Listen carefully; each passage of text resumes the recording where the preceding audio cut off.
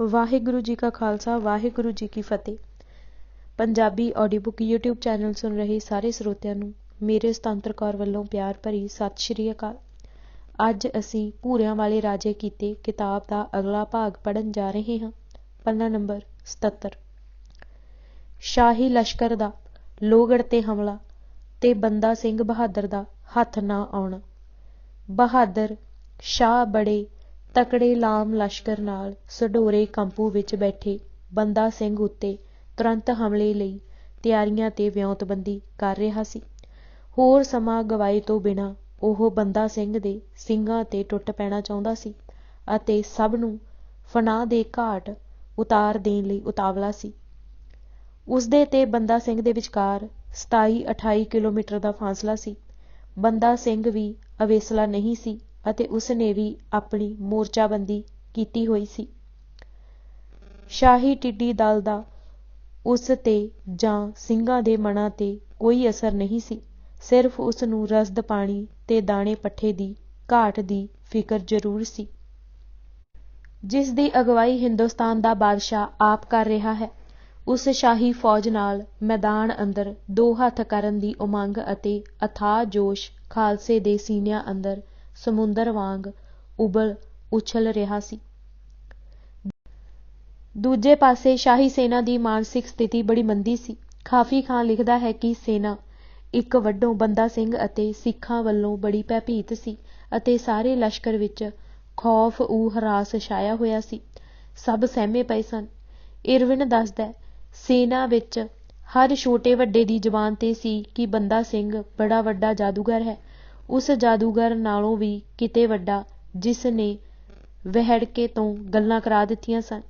ਉਹ ਆਪਣੇ ਵੱਲ ਆ ਰਹੀ ਗੋਲੀ ਨੂੰ ਪਿਛਾਂਹ ਚਲਾਉਣ ਵਾਲੇ ਵੱਲ ਹੀ ਮੋੜ ਸਕਦਾ, ਮੰਤਰ ਮਾਰ ਕੇ ਇਹੋ ਜਿਹੀ ਹਾਲਾਤ ਪੈਦਾ ਕਰ ਸਕਦਾ ਕਿ ਦੁਸ਼ਮਣ ਦੇ ਨੇਜ਼ਿਆਂ ਤਲਵਾਰਾਂ ਦਾ ਸਿੱਖਾਂ ਦੇ ਜਿਸਮਾਂ ਉੱਤੇ ਕੋਈ ਅਸਰ ਹੀ ਨਾ ਹੋਵੇ। ਇਹੋ ਜਿਹੀਆਂ ਬੇਸਿਰ ਪੈਰ ਦੀਆਂ ਅਫਵਾਹਾਂ ਨੇ ਬਾਦਸ਼ਾਹ ਦੇ ਅਮੀਰਾਂ, ਵਜ਼ੀਰਾਂ ਅਤੇ ਸੈਨਿਕਾਂ ਨੂੰ ਬੜਾ ਹੈਰਾਨ ਪਰੇਸ਼ਾਨ ਕੀਤਾ ਹੋਇਆ ਸੀ ਅਤੇ ਇੰਜ ਸਾਰੇ ਹੌਸਲਾ ਹਾਰੀ ਬੈਠੇ ਸਨ। ਦੂਜੇ ਪਾਸੇ ਸਿੱਖ ਬਹੁਤ ਹੀ ਚੜ੍ਹਦੀ ਕਲਾ ਵਿੱਚ ਸਨ। ਬੰਦਾ ਸਿੰਘ ਨੇ ਉਹਨਾਂ ਅੰਦਰ ਇਹ ਨਿਸ਼ਚਾ ਅਤੇ ਭਰੋਸਾ ਪੱਕਾ ਕੀਤਾ ਹੋਇਆ ਸੀ ਕਿ ਇਸ ਯੁੱਧ ਵਿੱਚ ਜੋ ਸ਼ਹੀਦੀਆਂ ਪ੍ਰਾਪਤ ਕਰਨਗੇ, ਵਾਹਿਗੁਰੂ ਉਹਨਾਂ ਦਾ ਹਲਤ ਪਲਤ ਸਵਾਰੇਗਾ, ਉਹ ਦਰਗਾਹੇ ਨਿਵਾਜੇ ਜਾਣਗੇ। ਸ਼ੇਰ ਦੇ ਘੁਰੇ ਤੱਕ ਤਾਂ ਸਾਰੇ ਬੜੇ ਚਾਅ ਅਤੇ ਜੋਸ਼ ਨਾਲ ਦਮਗਜੇ ਮਾਰਦੇ ਜਾ ਅੱਪੜੇ ਸਨ, ਪਰ ਹੁਣ ਅੱਗੇ ਵਧ ਕੇ ਕੌਣ ਸ਼ੇਰ ਨੂੰ ਵੰਗਾਰੇ ਅਤੇ ਮੌਤ ਸਹੇੜੇ। ਪਰ ਇੱਥੋਂ ਪਰਤ ਕੇ ਦੁਨੀਆ ਨੂੰ ਕੀ ਮੂੰਹ ਵਿਖਾ ਸਕਦੇ ਸਨ। ਸਥਿਤੀ ਇਹ ਬਣੀ ਹੋਈ ਸੀ ਕਿ ਸਾਰੇ ਦਿਲਾਂ ਵਿੱਚ ਦੁਆਈ ਕਰ ਰਹੇ ਸਨ ਕਿ ਅੱਲਾ ਪਾਕ ਜੋ ਰਹੀਮ ਅਤੇ ਕਰੀਮ ਵੀ ਹੈ, ਕੋਈ ਭਾਣਾ ਇਹੋ ਜਿਹਾ ਵਰਤਾ ਦੇਵੇ ਕਿ ਬਾਦਸ਼ਾਹ ਇਹ ਮੁਹਿੰਮ ਇੱਥੇ ਸਮਾਪਤ ਕਰਕੇ ਹਿੰਦੁਸਤਾਨ ਵਿੱਚ ਕਿਸੇ ਹੋਰ ਪਾਸੇ ਦੀ ਮੁਹਿੰਮ ਨੂੰ ਸਰ ਕਰਨ ਲਈ ਕੂਚ ਕਰ ਦੇਵੇ। ਬੰਦਾ ਸਿੰਘ ਅਤੇ ਉਸਦੇ ਸਿੱਖਾਂ ਦਾ ਸਾਹਮਣਾ ਨਾ ਕਰਨਾ ਪਵੇ।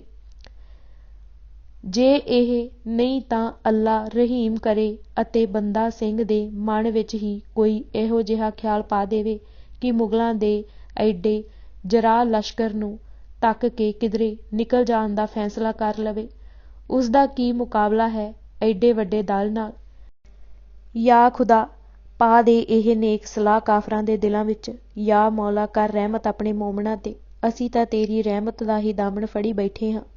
ਪਰ ਵਿੱਚੋਂ ਹੀ ਕਈ ਕਹਿਣ ਕਿ ਇਹ ਬੜੀ ਹੱਠੀ ਅਤੇ ਸਿਰੜੀ ਕੌਮ ਹੈ। ਲਸ਼ਕਰ ਭਾਵੇਂ ਇਸ ਤੋਂ 10 ਗੁਣਾ ਹੋਰ ਵੀ ਆਣ ਰਲੇ, ਸਾਡੀ ਗਿਣਤੀ ਇਹਨਾਂ ਨੂੰ ਭੈਭੀਤ ਨਹੀਂ ਕਰ ਸਕਦੀ।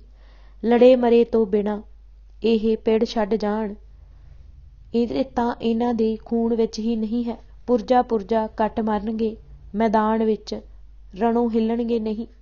ਅਤਾ ਮੁਹੰਮਦਾ ਬਾਦਸ਼ਾਹ ਦਾ ਕੁਝ ਨਹੀਂ ਵਿਗੜਨਾ, ਸ਼ਹਿਜ਼ਾਦਿਆਂ ਨੂੰ ਤੱਤੀ ਵਾਰ ਨਹੀਂ ਲੱਗਣੀ, ਅਮੀਰਾਂ ਵਜ਼ੀਰਾਂ ਵੀ ਲਗਭਗ ਬਚ ਹੀ ਨਿਕਲਣਾ ਹੈ। ਪਰ ਮੂੰਹ ਅੱਡੀ ਕਬਰਾਂ ਤਾਂ ਸਾਨੂੰ ਹੀ ਉਡੀਕਦੀਆਂ ਹਨ। ਸਾਡੇ ਭਾ ਦੀ ਕਿਆਮਤ ਤਾਂ ਸਿਰ ਤੇ ਆਈ ਖੜੀ ਹੈ। ਕਮਾਂਡਰਾਂ ਨਾਲ ਸਲਾਹ ਕਰਕੇ ਬਾਦਸ਼ਾਹ ਨੇ ਫੌਜ ਦਾ ਬੜਾ ਤਕੜਾ ਹਿੱਸਾ ਰੁਸਤਮ ਦਿਲ ਖਾਂ ਦੀ ਕਮਾਨ ਵਿੱਚ ਸਢੌਰਿਓਂ ਅੱਗੇ ਲੋਹਗੜ੍ਹ ਨੂੰ ਰਵਾਨਾ ਕੀਤਾ। ਤਾਂ ਕਿ ਉਹ ਬੰਦਾ ਸਿੰਘ ਦੀ ਮੋਰਚਾਬੰਦੀ ਦੀ ਸੂਹ ਕੱਢੇ ਅਤੇ ਡਿੱਠ ਵੇਖੇ, ਜੋ ਹਮਲੇ ਤੋਂ ਪਹਿਲਾਂ ਬਹੁਤ ਜ਼ਰੂਰੀ ਹੁੰਦੀ ਹੈ। ਇਹ ਫੌਜ ਆਪਣੇ ਨਿਸ਼ਾਨੇ ਦੀ ਪੂਰਤੀ ਲਈ ਸਢੌਰਿਓਂ 2 ਕੋਹ ਹੀ ਅੱਗੇ ਗਈ ਹੋਵੇਗੀ ਕਿ ਸਿੱਖ ਅਸਮਾਨੀ ਬਿਜਲੀ ਵਾਂਗ ਵਧੀ ਆ ਰਹੀ ਫੌਜ 'ਤੇ ਟੁੱਟ ਪਏ। ਇਹ ਹਮਲਾ ਇੰਨਾ ਅਚਨਚੇਤ ਅਤੇ ਤੇਜ਼ੀ ਨਾਲ ਹੋਇਆ ਕਿ ਮੂੰਹ ਰੱਖੇ ਦਸਤੇ ਤਾਂ ਪਲ ਭਰ ਵਿੱਚ ਹੀ ਗਾਜਰ ਮੂਲੀ ਵਾਂਗ ਕੱਟ ਕੇ ਸੁੱਟ ਦਿੱਤੇ ਗਏ। ਮਰਕਜ਼ੀ ਹਿੱਸੇ ਵਿੱਚ ਵੀ ਭਗਦੜ ਮੱਚ ਗਈ। ਤੀਰਾਂ ਦੀ ਸਰੜ ਅਤੇ ਰਾਮ ਜੰਗਿਆਂ ਦੀ ਠਾਹ ਨੇ ਫੜ ਲਓ, ਮਾਰ ਲਓ, ਜਾਣ ਨਾ ਦਿਓ ਸੁੱਕੇ ਦਿਆਂ ਲਲਕਾਰਿਆਂ ਨਾਲ ਰਲ ਕੇ ਗਾਜ਼ੀਆਂ ਦੇ ਸਹਿਮ ਅਤੇ ਖੌਫ ਨੂੰ ਦੁੱਗਣਾ ਕਰ ਦਿੱਤਾ। ਜ਼ਖਮੀਆਂ ਦੀ ਹਾਲ ਪਾਰਿਆਂ ਭਿਆਨਕ ਦ੍ਰਿਸ਼ ਨੂੰ ਹੋਰ ਵਧੇਰੇ ਭਿਆਨਕ ਬਣਾ ਰਹੀ ਸੀ। ਸਿੰਘਾਂ ਦੇ ਹੱਥੋਂ ਨੇਜੇ, ਤਲਵਾਰਾਂ, ਤੀਰ, ਰਾਮ ਜੰਗੇ ਚੱਲਦੇ ਵੇਖ ਕੇ ਉਹਨਾਂ ਦਾ ਗਾਜ਼ੀਆਂ ਦੇ ਦਿਲ ਵਿੱਚ ਬੈਠਾ ਭੈ ਹੋਰ ਪੱਕਾ ਹੋ ਗਿਆ। ਕਈਆਂ ਭੱਜ ਕੇ ਜਾਨਾਂ ਬਚਾਈਆਂ। ਸਿੰਘ ਕਈ ਦਿਨਾਂ ਦੇ ਮੋਰਚਿਆਂ ਅੰਦਰ ਬੈਠੇ ਇਸੇ ਸੁਲੱਖਣੀ ਘੜੀ ਨੂੰ ਬੇਤਾਬੀ ਨਾਲ ਉਡੀਕ ਰਹੇ ਸਨ। ਹਰ ਕੋਈ ਦਿਲ ਦੀਆਂ ਸਦਰਾਂ ਪੂਰੀਆਂ ਕਰਨੀਆਂ ਚਾਹੁੰਦਾ ਸੀ। ਤਲਵਾਰਾਂ ਦੀ ਫਰਨ ਅਤੇ ਨੇਜਿਆਂ ਦੀਆਂ ਝੜਪਾਂ ਨੇ ਆਪਣਾ ਅਨੋਖਾ ਹੀ ਰੰਗ ਬੱਧਾ ਹੋਇਆ ਸੀ। ਸਿੰਘ ਤੇਗਾਂ ਅਤੇ ਨੇਜਿਆਂ ਦੀ ਲੜਾਈ ਨੂੰ ਅਸਲ ਲੜਾਈ ਸਮਝਦੇ ਸਨ। ਇਹਨਾਂ ਨਾਲ ਹੀ ਦੋ ਪਾਸੀ ਸੂਰਮੇ ਆਪਣੇ ਆਪਣੇ ਜੌਹਰ ਵਿਖਾ ਸਕਦੇ ਸਨ। ਬੰਦੂਕਾਂ ਤਾਂ ਦੂਰੋਂ ਸਾਰੇ ਹੀ ਚਲਾ ਲੈਂਦੇ ਹਨ, ਪਰ ਮਰਦਾਨਗੀ ਦਾ ਪਤਾ ਤਾਂ ਉਦੋਂ ਲੱਗਦਾ ਜਦ ਦੋਵੇਂ ਧਿਰਾਂ ਮੱਥੇ ਜੋੜ ਕੇ ਭਿੜਨ ਅਤੇ ਇੱਕ ਦੂਜੇ ਦੇ ਉੱਤੋਂ ਦੀ ਬਾਜੀ ਮਾਰਨ।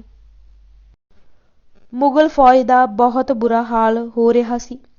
ਉਸ ਦੇ ਸੁਪਨੇ ਵਿੱਚ ਵੀ ਨਹੀਂ ਸੀ ਕਿ ਸਢੌਰੇ ਦੇ ਐਨ ਲਾਗੇ ਸਿੰਘਾਂ ਹੱਥੋਂ ਉਹਨਾਂ ਦੀ ਇਹ ਦੁਰਦਸ਼ਾ ਹੋਵੇਗੀ।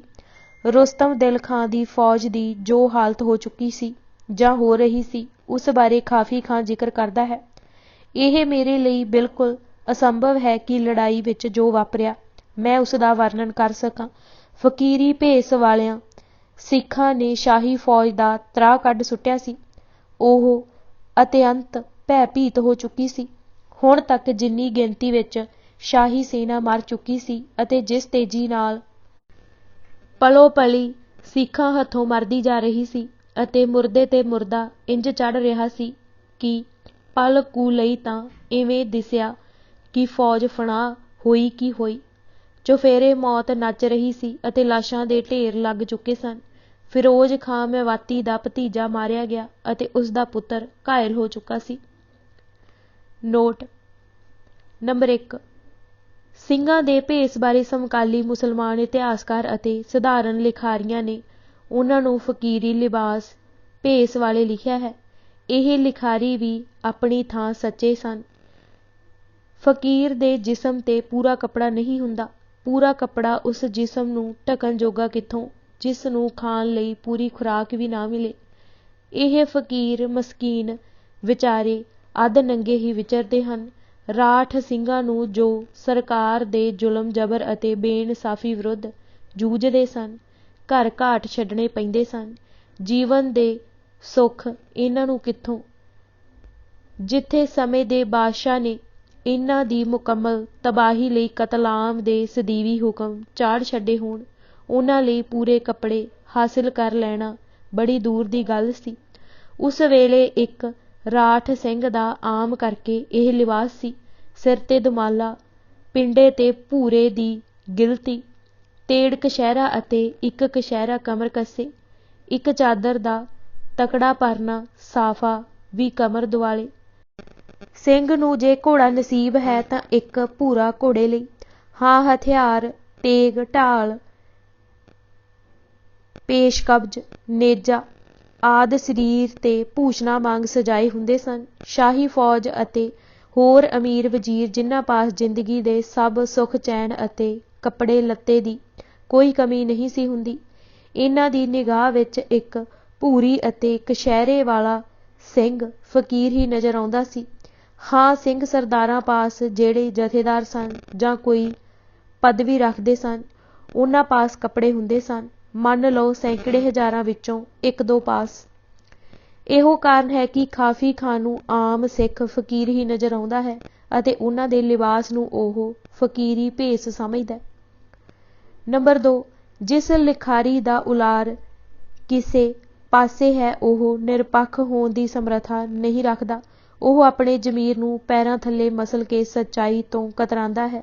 ਕਾਫੀ ਖਾਨ ਤੇ ਇਸ ਤਰ੍ਹਾਂ ਹੋਰ ਅਨੇਕਾਂ ਮੁਸਲਮਾਨ ਇਤਿਹਾਸਕਾਰ ਜੋ ਬਾਦਸ਼ਾਹ ਨੂੰ ਜਿਲੇ ਇਲਾਹੀ ਭਾਵ ਰੱਬੀ ਪਰਛਾਵਾਂ ਸਮਝਦੇ ਹਨ ਅਤੇ ਉਸ ਦਾ ਦਿੱਤਾ ਖਾਂਦੇ ਹਨ, ਉਹ ਦੀਨ ਦੇ ਰੱਖਿਅਕ ਪਾਤਸ਼ਾਹ ਜੋ ਦੀਨੀ ਭਰਾ ਹੈ ਦੇ ਨੁਕਸਾਨ ਨੂੰ ਉਹ ਵੀ ਜੋ ਕਾਫਰਾਂ ਹੱਥੋਂ ਹੋਇਆ ਹੈ ਕਿਵੇਂ ਹਵਾ ਵਿੱਚ ਉਛਾਲਣ। ਕਾਫਰਾਂ ਨੂੰ ਜੇ ਉਹ ਤਲਵਾਰ ਨਾਲ ਨਹੀਂ ਮਾਰ ਸਕਦੇ ਘੱਟੋ ਘੱਟ ਕਲਮ ਨਾਲ ਤਾਂ ਮਾਰ ਕੇ ਖੁਸ਼ ਹੋਣ, ਬੇਸ਼ੱਕ ਝੂਠ ਮੂਠ ਹੀ ਮਾਰਿਆ ਵਿਖਾਉਣ। ਸ਼ਾਹੀ ਫੌਜਾਂ ਦੇ ਕੁਸ਼ਤਿਆਂ ਦੇ ਪੁਸ਼ਤੇ ਲੱਗ ਗਏ ਪਰ ਗਿਣਤੀ ਦੇਣੋਂ ਝਿਜਕਦਾ ਹੈ। ਉਸਦੇ ਮਨ ਦਾ ਉਲਾਰ ਆਪਣੇ ਧਰਮ ਇਸਲਾਮ ਵੱਲ ਹੈ। ਇਸਲਾਮ ਦੇ ਰਾਖੇ ਪਾਤਸ਼ਾਹ ਦੀ ਫੌਜ ਨੂੰ ਪਈ ਮਾਰ ਕਿਵੇਂ ਉਹ ਇੰਨ ਬਿੰਨ ਲਿਖੇ। ਸੱਚ ਬੋਲਣਾ ਬੜਾ ਔਖਾ ਹੈ। ਅਸੀਂ ਮੰਨ ਲੈਂਦੇ ਹਾਂ ਕਿ ਸਿੱਖ 1500 ਹੀ ਖੇਤ ਰਿਹਾ ਹੋਵੇਗਾ, ਪਰ ਉਸ ਨੇ ਇਸ ਗਿਣਤੀ ਨੂੰ ਕੁਸ਼ਤਿਆਂ ਦੇ ਪੁਸ਼ਤੇ ਨਹੀਂ ਲਿਖਿਆ। ਇਸ ਤੋਂ ਇਹ ਸਿੱਧ ਹੋਇਆ ਕਿ ਜਿਨ੍ਹਾਂ ਦੇ ਮੁਰਦਿਆਂ ਦੇ ਪੁਸ਼ਤੇ ਲੱਗੇ ਉਹ 1500 ਤੋਂ ਕਈ ਗੁਣਾ ਜ਼ਿਆਦਾ ਹੋਣਗੇ। ਜਿਨ੍ਹਾਂ ਮੁਰਦਿਆਂ ਨੂੰ ਅਤੇ ਮਰ ਰਿਹਾਂ ਨੂੰ ਤੱਕ ਕੇ ਉਸ ਨੇ ਪਲਕ ਲਈ ਸਮਝਿਆ ਸੀ ਕਿ ਸ਼ਾਹੀ ਫੌਜ ਨਿਬੜੀ ਕਿ ਨਿਬੜੀ, ਉਹਨਾਂ ਦੀ ਗਿਣਤੀ ਤਾਂ ਕਈ ਹਜ਼ਾਰਾਂ ਦੀ ਹੋਵੇਗੀ। ਕਾਫੀ ਖਾਨ ਦੇ ਵੱਸ ਦੀ ਗੱਲ ਨਹੀਂ। ਉਹ ਇੱਕ ਪੱਕਾ ਮੁਸਲਮਾਨ ਹੈ, ਈਮਾਨ ਵਾਲਾ ਹੈ, ਆਪਣੇ ਪੱਖ ਦਾ ਨਫਾ ਨੁਕਸਾਨ ਸੋਚਦਾ। ਇਸਲਾਮ ਬਾਰੇ ਤਾਂ ਸੱਚਾ ਹੈ ਪਰ ਇਤਿਹਾਸ ਬਾਰੇ ਸੱਚ ਤੋਂ ਥਿੜਕਦਾ। ਸਿੱਖ ਇਤਿਹਾਸ ਦਾ ਬਸ ਇਹੋ ਹੀ ਦੁਖਾਂਤ ਰਿਹਾ ਹੈ ਕਿ ਇਸਦੀਆਂ ਘਾਲਾਂ ਨੂੰ ਇੰਨ ਬਿੰਨ ਅਤੇ ਹੱਕੋ ਹੱਕ ਦੱਸਣ ਦੀ ਕਿਸੇ ਗੈਰ ਸਿੱਖ ਇਤਿਹਾਸਕਾਰ ਨੇ ਜੁਰਅਤ ਨਹੀਂ ਕੀਤੀ। ਸਿੱਖ ਇਤਿਹਾਸ ਨੂੰ ਰੋਲਿਆ ਘਚੋਲਿਆ ਅਤੇ ਮਿਧ ਮਿਧ ਕੇ ਧੁੰਦਲਾ ਕੀਤਾ ਗਿਆ ਹੈ। ਫਿਰ ਵੀ ਜਿੰਨੀ ਥੋੜ੍ਹੀ ਬਹੁਤ ਸੱਚਾਈ ਸਾਡੇ ਸਾਹਮਣੇ ਆਈ ਹੈ ਉਸ ਨੇ ਹੀ ਦੂਜਿਆਂ ਦੇ ਇਤਿਹਾਸ ਨੂੰ ਪੱਖਪਾਤੀ ਬਣ ਕੇ ਵਿਧੀ ਜੁਗਤੀ ਪੂਰਵਕ ਸੰਵਾਰ ਕੇ ਅਤੇ ਸੱਚ ਵੱਲੋਂ ਬੇਲਿਹਾਜ਼ੇ ਹੋ ਕੇ ਲਿਖਿਆ ਹੈ। ਨੂੰ ਬੀਚ ਮੈਦਾਨ ਦੇ ਮਾਤ ਪਾ ਕੇ ਰੱਖ ਦਿੱਤਾ ਹੈ। ਦੁਨੀਆ ਅਸ਼ ਕਰਦੀ ਹੈ ਆਪਣੇ ਨਫੇ ਨੁਕਸਾਨ ਬਾਰੇ। ਜਿੱਥੇ ਗੱਲ ਲਿਖਣ ਵਿੱਚ ਆਉਣੀ ਹੋਵੇ ਸਰਕਾਰਾਂ ਕਿੰਨੀਆਂ ਪੱਖਪਾਤੀ ਹੁੰਦੀਆਂ ਹਨ। ਇਹ ਗੱਲ ਚੱਲੀ ਸੀ। ਜਰਾ ਮਿਸਾਲ ਲਵੋ। ਮਾਓ ਦੀ ਅਗਵਾਈ ਵਿੱਚ ਚੀਨੀਆਂ ਨੇ ਚਿਆਂਗ ਕਾਈ ਸ਼ਿਕ, ਜਿਸ ਦੀ ਪਿੱਠ ਤੇ ਅਮਰੀਕਾ, ਬਰਤਾਨੀਆ, ਫਰਾਂਸ, ਇਟਲੀ ਆਦਿ ਸਨ, ਦੇ ਵਿਰੁੱਧ ਬੜੀ ਲੰਮੀ ਅਤੇ ਡਟਵੀਂ ਲੜਾਈ ਲੜੀ। ਸਾਮਰਾਜੀ ਤਾਕਤਾਂ ਦਾ ਅਖਬਾਰੀ ਮੀਡੀਆ ਮਾਓ ਪੱਖੀ ਲੜਾਕੂਆਂ ਦੇ ਨੁਕਸਾਨ ਨੂੰ ਬੜਾ ਵਧਾ ਚੜ੍ਹਾ ਕੇ ਦੱਸਿਆ ਕਰੇ। ਚਿਆਂਗ ਵਾਲੀ ਸਰਕਾਰ ਕੌਮੀ ਸਰਕਾਰ ਵਜਦੀ ਸੀ ਅਤੇ ਫੌਜ ਕੌਮੀ ਫੌਜ ਅਖਵਾਉਂਦੀ ਸੀ। ਰੋਜ਼ ਪੜ੍ਹਨ ਨੂੰ ਮਿਲਿਆ ਕਰੇ ਕਿ ਨੈਸ਼ਨਲਿਸਟ ਫੌਜਾਂ ਨੇ ਇੰਨੇ ਹਜ਼ਾਰ ਬਾਗੀ ਗੁਰੀਲੇ ਮਾਰ ਮੁਕਾਏ, ਇੰਨੇ ਖਪਾਏ, ਇੰਨੇ ਗ੍ਰਿਫਤਾਰ ਕੀਤੇ। ਇੱਕ ਦਿਨ ਤਾਂ ਸੀ ਕਿ ਲੜਾਈ ਜੋ ਯੰਗਸੀ ਕਿਆਂਗ ਦਰਿਆ ਕੰਢੇ ਹੋ ਰਹੀ ਸੀ, ਉਸ ਵਿੱਚ ਇੰਨੇ ਬਾਗੀ ਮਾਰ ਕੇ ਸੁੱਟ ਦਿੱਤੇ ਗਏ ਕਿ ਯੰਗਸੀ ਨਦੀ ਦਾ ਪਾਣੀ ਸੁਰਖ ਹੋ ਕੇ ਵਗਣ ਲੱਗ ਪਿਆ। ਸਾਡੇ ਪੰਜਾਬ ਦੇ 1948-49 ਦੇ ਉਰਦੂ ਦੇ ਅਖਬਾਰ ਜੋ ਆਰੀਆ ਸਮਾਜੀ ਲਾਲਿਆਂ ਦੀ ਇੱਕ ਕਿਸਮ ਦੀ ਮਨਾਪਲੀ ਬਣ ਚੁੱਕੇ ਸਨ, ਅਮਰੀਕੀ ਰਿਜ਼ਕ ਦਾਤਿਆਂ ਨੂੰ ਖੁਸ਼ ਕਰਨ ਲਈ ਸ਼ਹਾਫਤੀ ਨੈਤਿਕਤਾ ਦੀਆਂ ਸਭ ਹੱਦਾਂ ਟੱਪ ਗਏ ਸਨ। ਇਹਨਾਂ ਲਿਖਣੋਂ ਸੰਕੋਚ ਨਹੀਂ ਕੀਤਾ, ਪਰ ਦੁਨੀਆ ਉਸ ਦਿਨ ਹੈਰਾਨ ਰਹਿ ਗਈ ਜਦ ਬਾਗੀਆਂ ਨੇ ਕੌਮੀ ਸਰਕਾਰ ਦਾ ਲਾਸ਼ਾਂ ਚੁੱਕ ਕੇ ਫਾਰਮੂਸਾ ਵਿੱਚ ਸੁੱਟ ਦਿੱਤਾ, ਜਿੱਥੇ ਹੁਣ ਵੀ ਕਿਸੇ ਨਾ ਕਿਸੇ ਹਾਲਤ ਵਿੱਚ ਉਸ ਗਲੀ ਸੜੀ ਲਾਸ਼ ਨੂੰ ਅਮਰੀਕੀ ਬਹਿਰੀ ਬੇੜਿਆਂ ਦੀ ਬੁੱਕਲ ਵਿੱਚ ਜਿਉਂਦਾ ਹੀ ਦਰਸਾਇਆ ਜਾ ਰਿਹਾ ਹੈ। ਪਰ ਹੁਣ ਇਹ ਅਖਬਾਰ ਉਸ ਬਾਰੇ ਅਤੇ ਇਹੋ ਜਿਹੀਆਂ ਹੋਰ ਸੱਚਾਈਆਂ ਬਾਰੇ ਕੁਝ ਵੀ ਨਹੀਂ ਲਿਖਦੇ। ਸ਼ਾਇਦ ਸਮਝ ਗਏ ਹੋਣ ਕਿ ਮਰੇ ਨੂੰ ਕੌਣ ਜਿਉਂਦਾ ਮੰਨ ਲਵੇਗਾ। ਪਾਕਿਸਤਾਨ ਅਤੇ ਅਮਰੀਕੀ ਸ਼ਹਿ ਤੇ ਹਰ ਪ੍ਰਕਾਰ ਦੀ ਸਹਾਇਤਾ ਨਾਲ ਅਫਗਾਨਿਸਤਾਨ ਮੁਜਾਹਦੀਨ ਨੇ ਕਾਬਲ ਸਰਕਾਰ ਨਾਲ ਆਡਾ ਲਾਇਆ ਹੋਇਆ ਹੈ। ਕਈ ਥਾਵਾਂ ਤੇ ਬੜੇ ਸਖਤ ਹਮਲੇ ਕੀਤੇ। ਪਾਕ ਫੌਜਾਂ ਭੇਸ ਵਟਾ ਕੇ ਨਾਲ ਲੜੀਆਂ, ਕਾਫੀ ਨੁਕਸਾਨ ਉਠਾ ਕੇ ਪਿਛਾਂਹ ਹਟੀਆਂ। ਦੂਜੇ ਬੰਨੇ ਅਫਗਾਨ ਸਰਕਾਰ ਦੀ ਸਹਾਇਤਾ ਅਤੇ ਰੂਸੀ ਮਸੱਲਾ ਫੌਜਾਂ ਸਨ। ਹਰ ਛੋਟੀ ਝੜਪ ਪਿੱਛੋਂ ਪਾਕ ਟੀਵੀ, ਰੇਡੀਓ ਅਤੇ ਅਖਬਾਰਾਂ ਨੇ ਘਟਨਾਵਾਂ ਨੂੰ ਮਸਾਲੇ ਲਾ ਲਾ ਕੇ ਪੇਸ਼ ਕੀਤਾ। ਕੋਈ ਐਸੀ ਝੜਪ ਨਹੀਂ ਸੀ ਜਿਸ ਵਿੱਚ ਸੈਂਕੜੇ ਰੂਸੀ ਫੌਜੀ ਟੈਂਕ ਅਤੇ ਬਖਤਰਬੰਦ ਗੱਡੀਆਂ ਖਤਮ ਨਾ ਹੋਈਆਂ ਹੋਣ। ਕਿਸੇ ਮੁਜਾਹਦ ਨੂੰ ਤੱਤੀ ਵਾਲ ਲੱਗੀ ਵੀ ਨਹੀਂ ਦੱਸਿਆ ਜਾਂਦਾ, ਜਿੰਨੀ ਰੂਸੀ ਫੌਜ ਪਾਕ ਵੱਲੋਂ ਮਰੀ ਵਿਖਾਈ ਗਈ ਹੈ। ਇਹ ਹਿਸਾਬ ਨਾਲ ਰੂਸ ਦੀ ਫੌਜ ਸਾਰੀ ਟੈਂਕਾਂ, ਤੋਪਾਂ, ਬਖਤਰਬੰਦ ਗੱਡੀਆਂ, ਹਵਾਈ ਜਹਾਜ਼ਾਂ ਸਮੇਤ ਕਈ ਵਾਰ ਮਰ ਚੁੱਕੀ ਹੋਣੀ ਚਾਹੀਦੀ ਸੀ। 1965 ਈਸਵੀ ਅਤੇ 1971 ਦੀਆਂ ਹਿੰਦ-ਪਾਕ ਜੰਗਾਂ ਵਿੱਚ ਹਿੰਦੁਸਤਾਨ ਦੀ ਸਾਰੀ ਫੌਜ, ਹਵਾਈ ਫੌਜ ਅਤੇ ਸਮੁੰਦਰੀ ਫੌਜ ਪਾਕਿਸਤਾਨ ਵੱਲੋਂ ਪਾਕ ਸੂਰਮਿਆਂ ਨੇ ਕਈ ਵਾਰ ਫਨਾਹ ਕਰ ਛੱਡੀ ਹੈ, ਪਰ ਆਪਣਾ ਕਦੀ ਕੋਈ ਨੁਕਸਾਨ ਨਹੀਂ ਸੀ ਵਿਖਾਇਆ।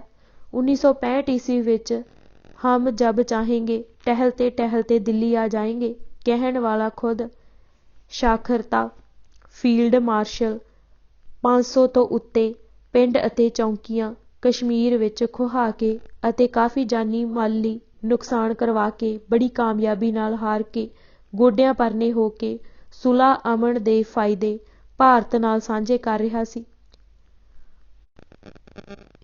ਈਰਾਨ ਇਰਾਕ ਦੀਆਂ ਲੜਾਈਆਂ ਅਤੇ ਇਜ਼ਰਾਈਲ ਮਿਸਰ ਦੀਆਂ ਲੜਾਈਆਂ ਵਿੱਚ ਆਪਸੀ ਨੁਕਸਾਨ ਨੂੰ ਝੂਠ ਦੇ ਛੱਜੀ ਖੂਬ ਛੱਟਿਆ।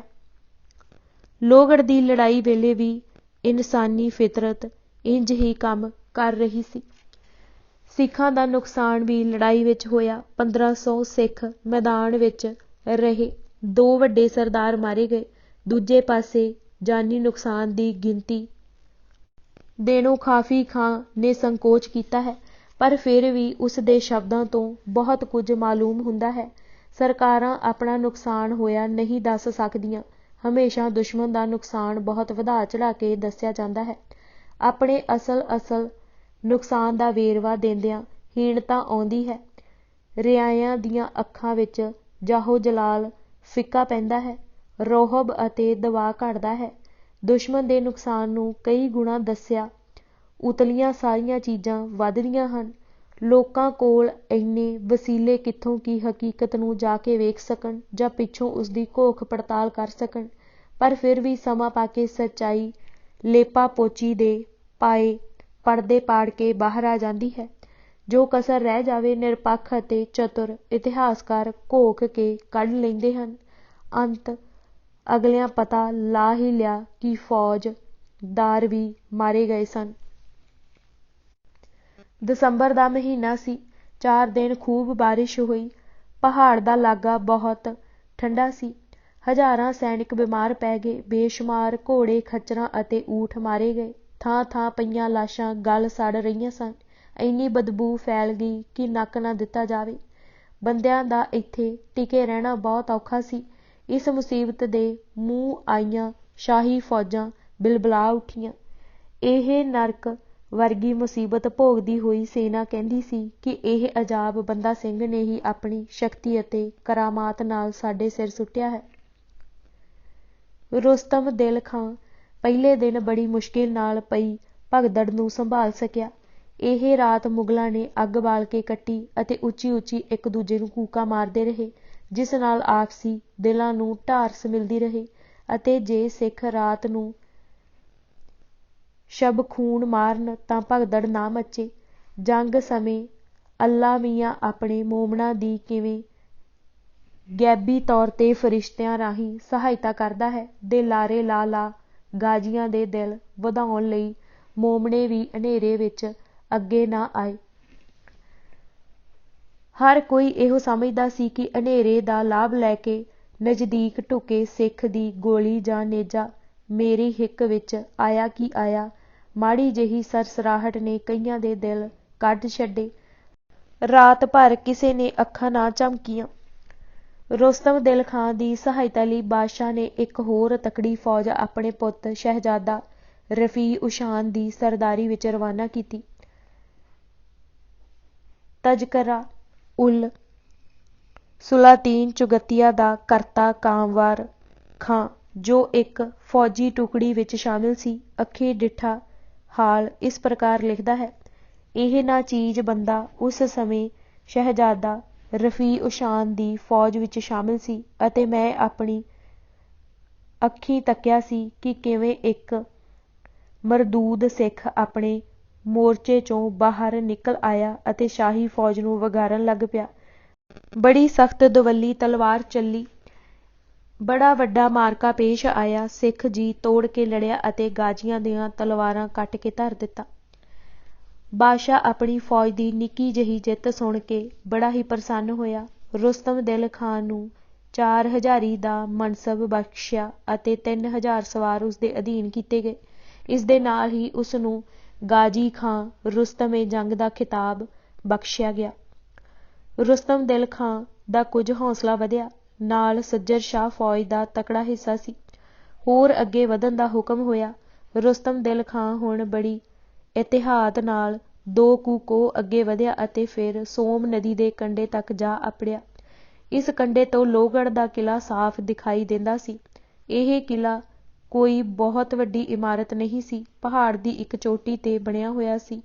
ਸੋਮ ਨਦੀ ਇੱਕ ਬਹੁਤ ਹੀ ਚੌੜਾ ਬਰਸਾਤੀ ਨਾਲਾ ਹੈ ਜੋ ਸਾਲ ਦਾ ਬਹੁਤਾ ਹਿੱਸਾ ਸੁੱਕਾ ਰਹਿੰਦਾ ਹੈ ਅਤੇ ਬਰਸਾਤ ਵਿੱਚ ਜਾਂ ਦੂਜੇ ਮੌਸਮ ਵਿੱਚ ਜਦੋਂ ਵਰਖਾ ਹੋ ਜਾਵੇ ਤਦ ਬੜੇ ਜ਼ੋਰ ਨਾਲ ਚੱਲਦਾ ਹੈ। ਇਹ ਨਦੀ ਸ਼ਾਹੀ ਲਸ਼ਕਰ ਵਾਸਤੇ ਕੋਈ ਰੋਕ ਨਹੀਂ ਸੀ। ਰੋਕ ਸਿਰਫ ਬੰਦਾ ਸਿੰਘ ਬਹਾਦਰ ਦਾ ਖੌਫ ਸੀ। ਸੋਮ ਨਦੀ ਅਤੇ ਲੋਹਗੜ੍ਹ ਕਿਲ੍ਹੇ ਦੇ ਵਿਚਕਾਰ ਬੜਾ ਸੰਘਣਾ ਜੰਗਲ ਸੀ। ਰਾਤ ਦੇ ਸਮੇਂ ਇਸ ਜੰਗਲ 'ਚੋਂ ਬੜੀਆਂ ਭੈਭੀਤ ਕਰਨ ਵਾਲੀਆਂ ਆਵਾਜ਼ਾਂ ਸੁਣਾਈ ਦਿੰਦੀਆਂ ਸਨ। ਕਿਸੇ ਦਾ ਹੌਸਲਾ ਨਹੀਂ ਸੀ ਪੈਂਦਾ ਕਿ ਦਿਨੇ ਵੀ ਇਕੱਲਾ ਦੁਕੱਲਾ ਦੂਜੇ ਕੰਢੇ ਵੱਲ ਜਾਣ ਦੀ ਸੋਚ ਕਰੇ। ਬਾਦਸ਼ਾਹ ਦਾ ਕੰਪੂ ਸਢੋਰਿਓਂ ਚੱਲ ਕੇ 9 ਦਸੰਬਰ 1710 ਨੂੰ ਸੋਮ ਨਦੀ ਦੇ ਸੱਜੇ ਕੰਢੇ ਭਾਵ ਦੱਖਣੀ ਕੰਢੇ ਲਾਗੇ ਪੁੱਜਾ। ਸ਼ਾਹੀ ਕੰਪੂ ਦੀ ਹਿਫਾਜ਼ਤ ਦੀ ਜ਼ਿੰਮੇਦਾਰੀ ਮੁਨੀਮ ਖਾਂ ਅਤੇ ਉਸਦੇ ਪੁੱਤਰ ਮਹਾਬਤ ਖਾਂ ਨੂੰ ਸੌਂਪੀ ਗਈ। ਬੁੱਢਾ ਬਾਦਸ਼ਾਹ ਸਾਹਮਣੇ ਕਿਲ੍ਹੇ ਵਿੱਚ ਬੈਠੇ ਬੰਦਾ ਸਿੰਘ ਅਤੇ ਉਸ ਦੀ ਮੋਰਚਾਬੰਦੀ ਨੂੰ ਤੱਕ ਕੇ ਝੁੰਝਲਾ ਰਿਹਾ ਸੀ, ਪਰ ਅਜੇ ਪੇਸ਼ ਕੋਈ ਨਹੀਂ ਸੀ ਜਾ ਰਹੀ।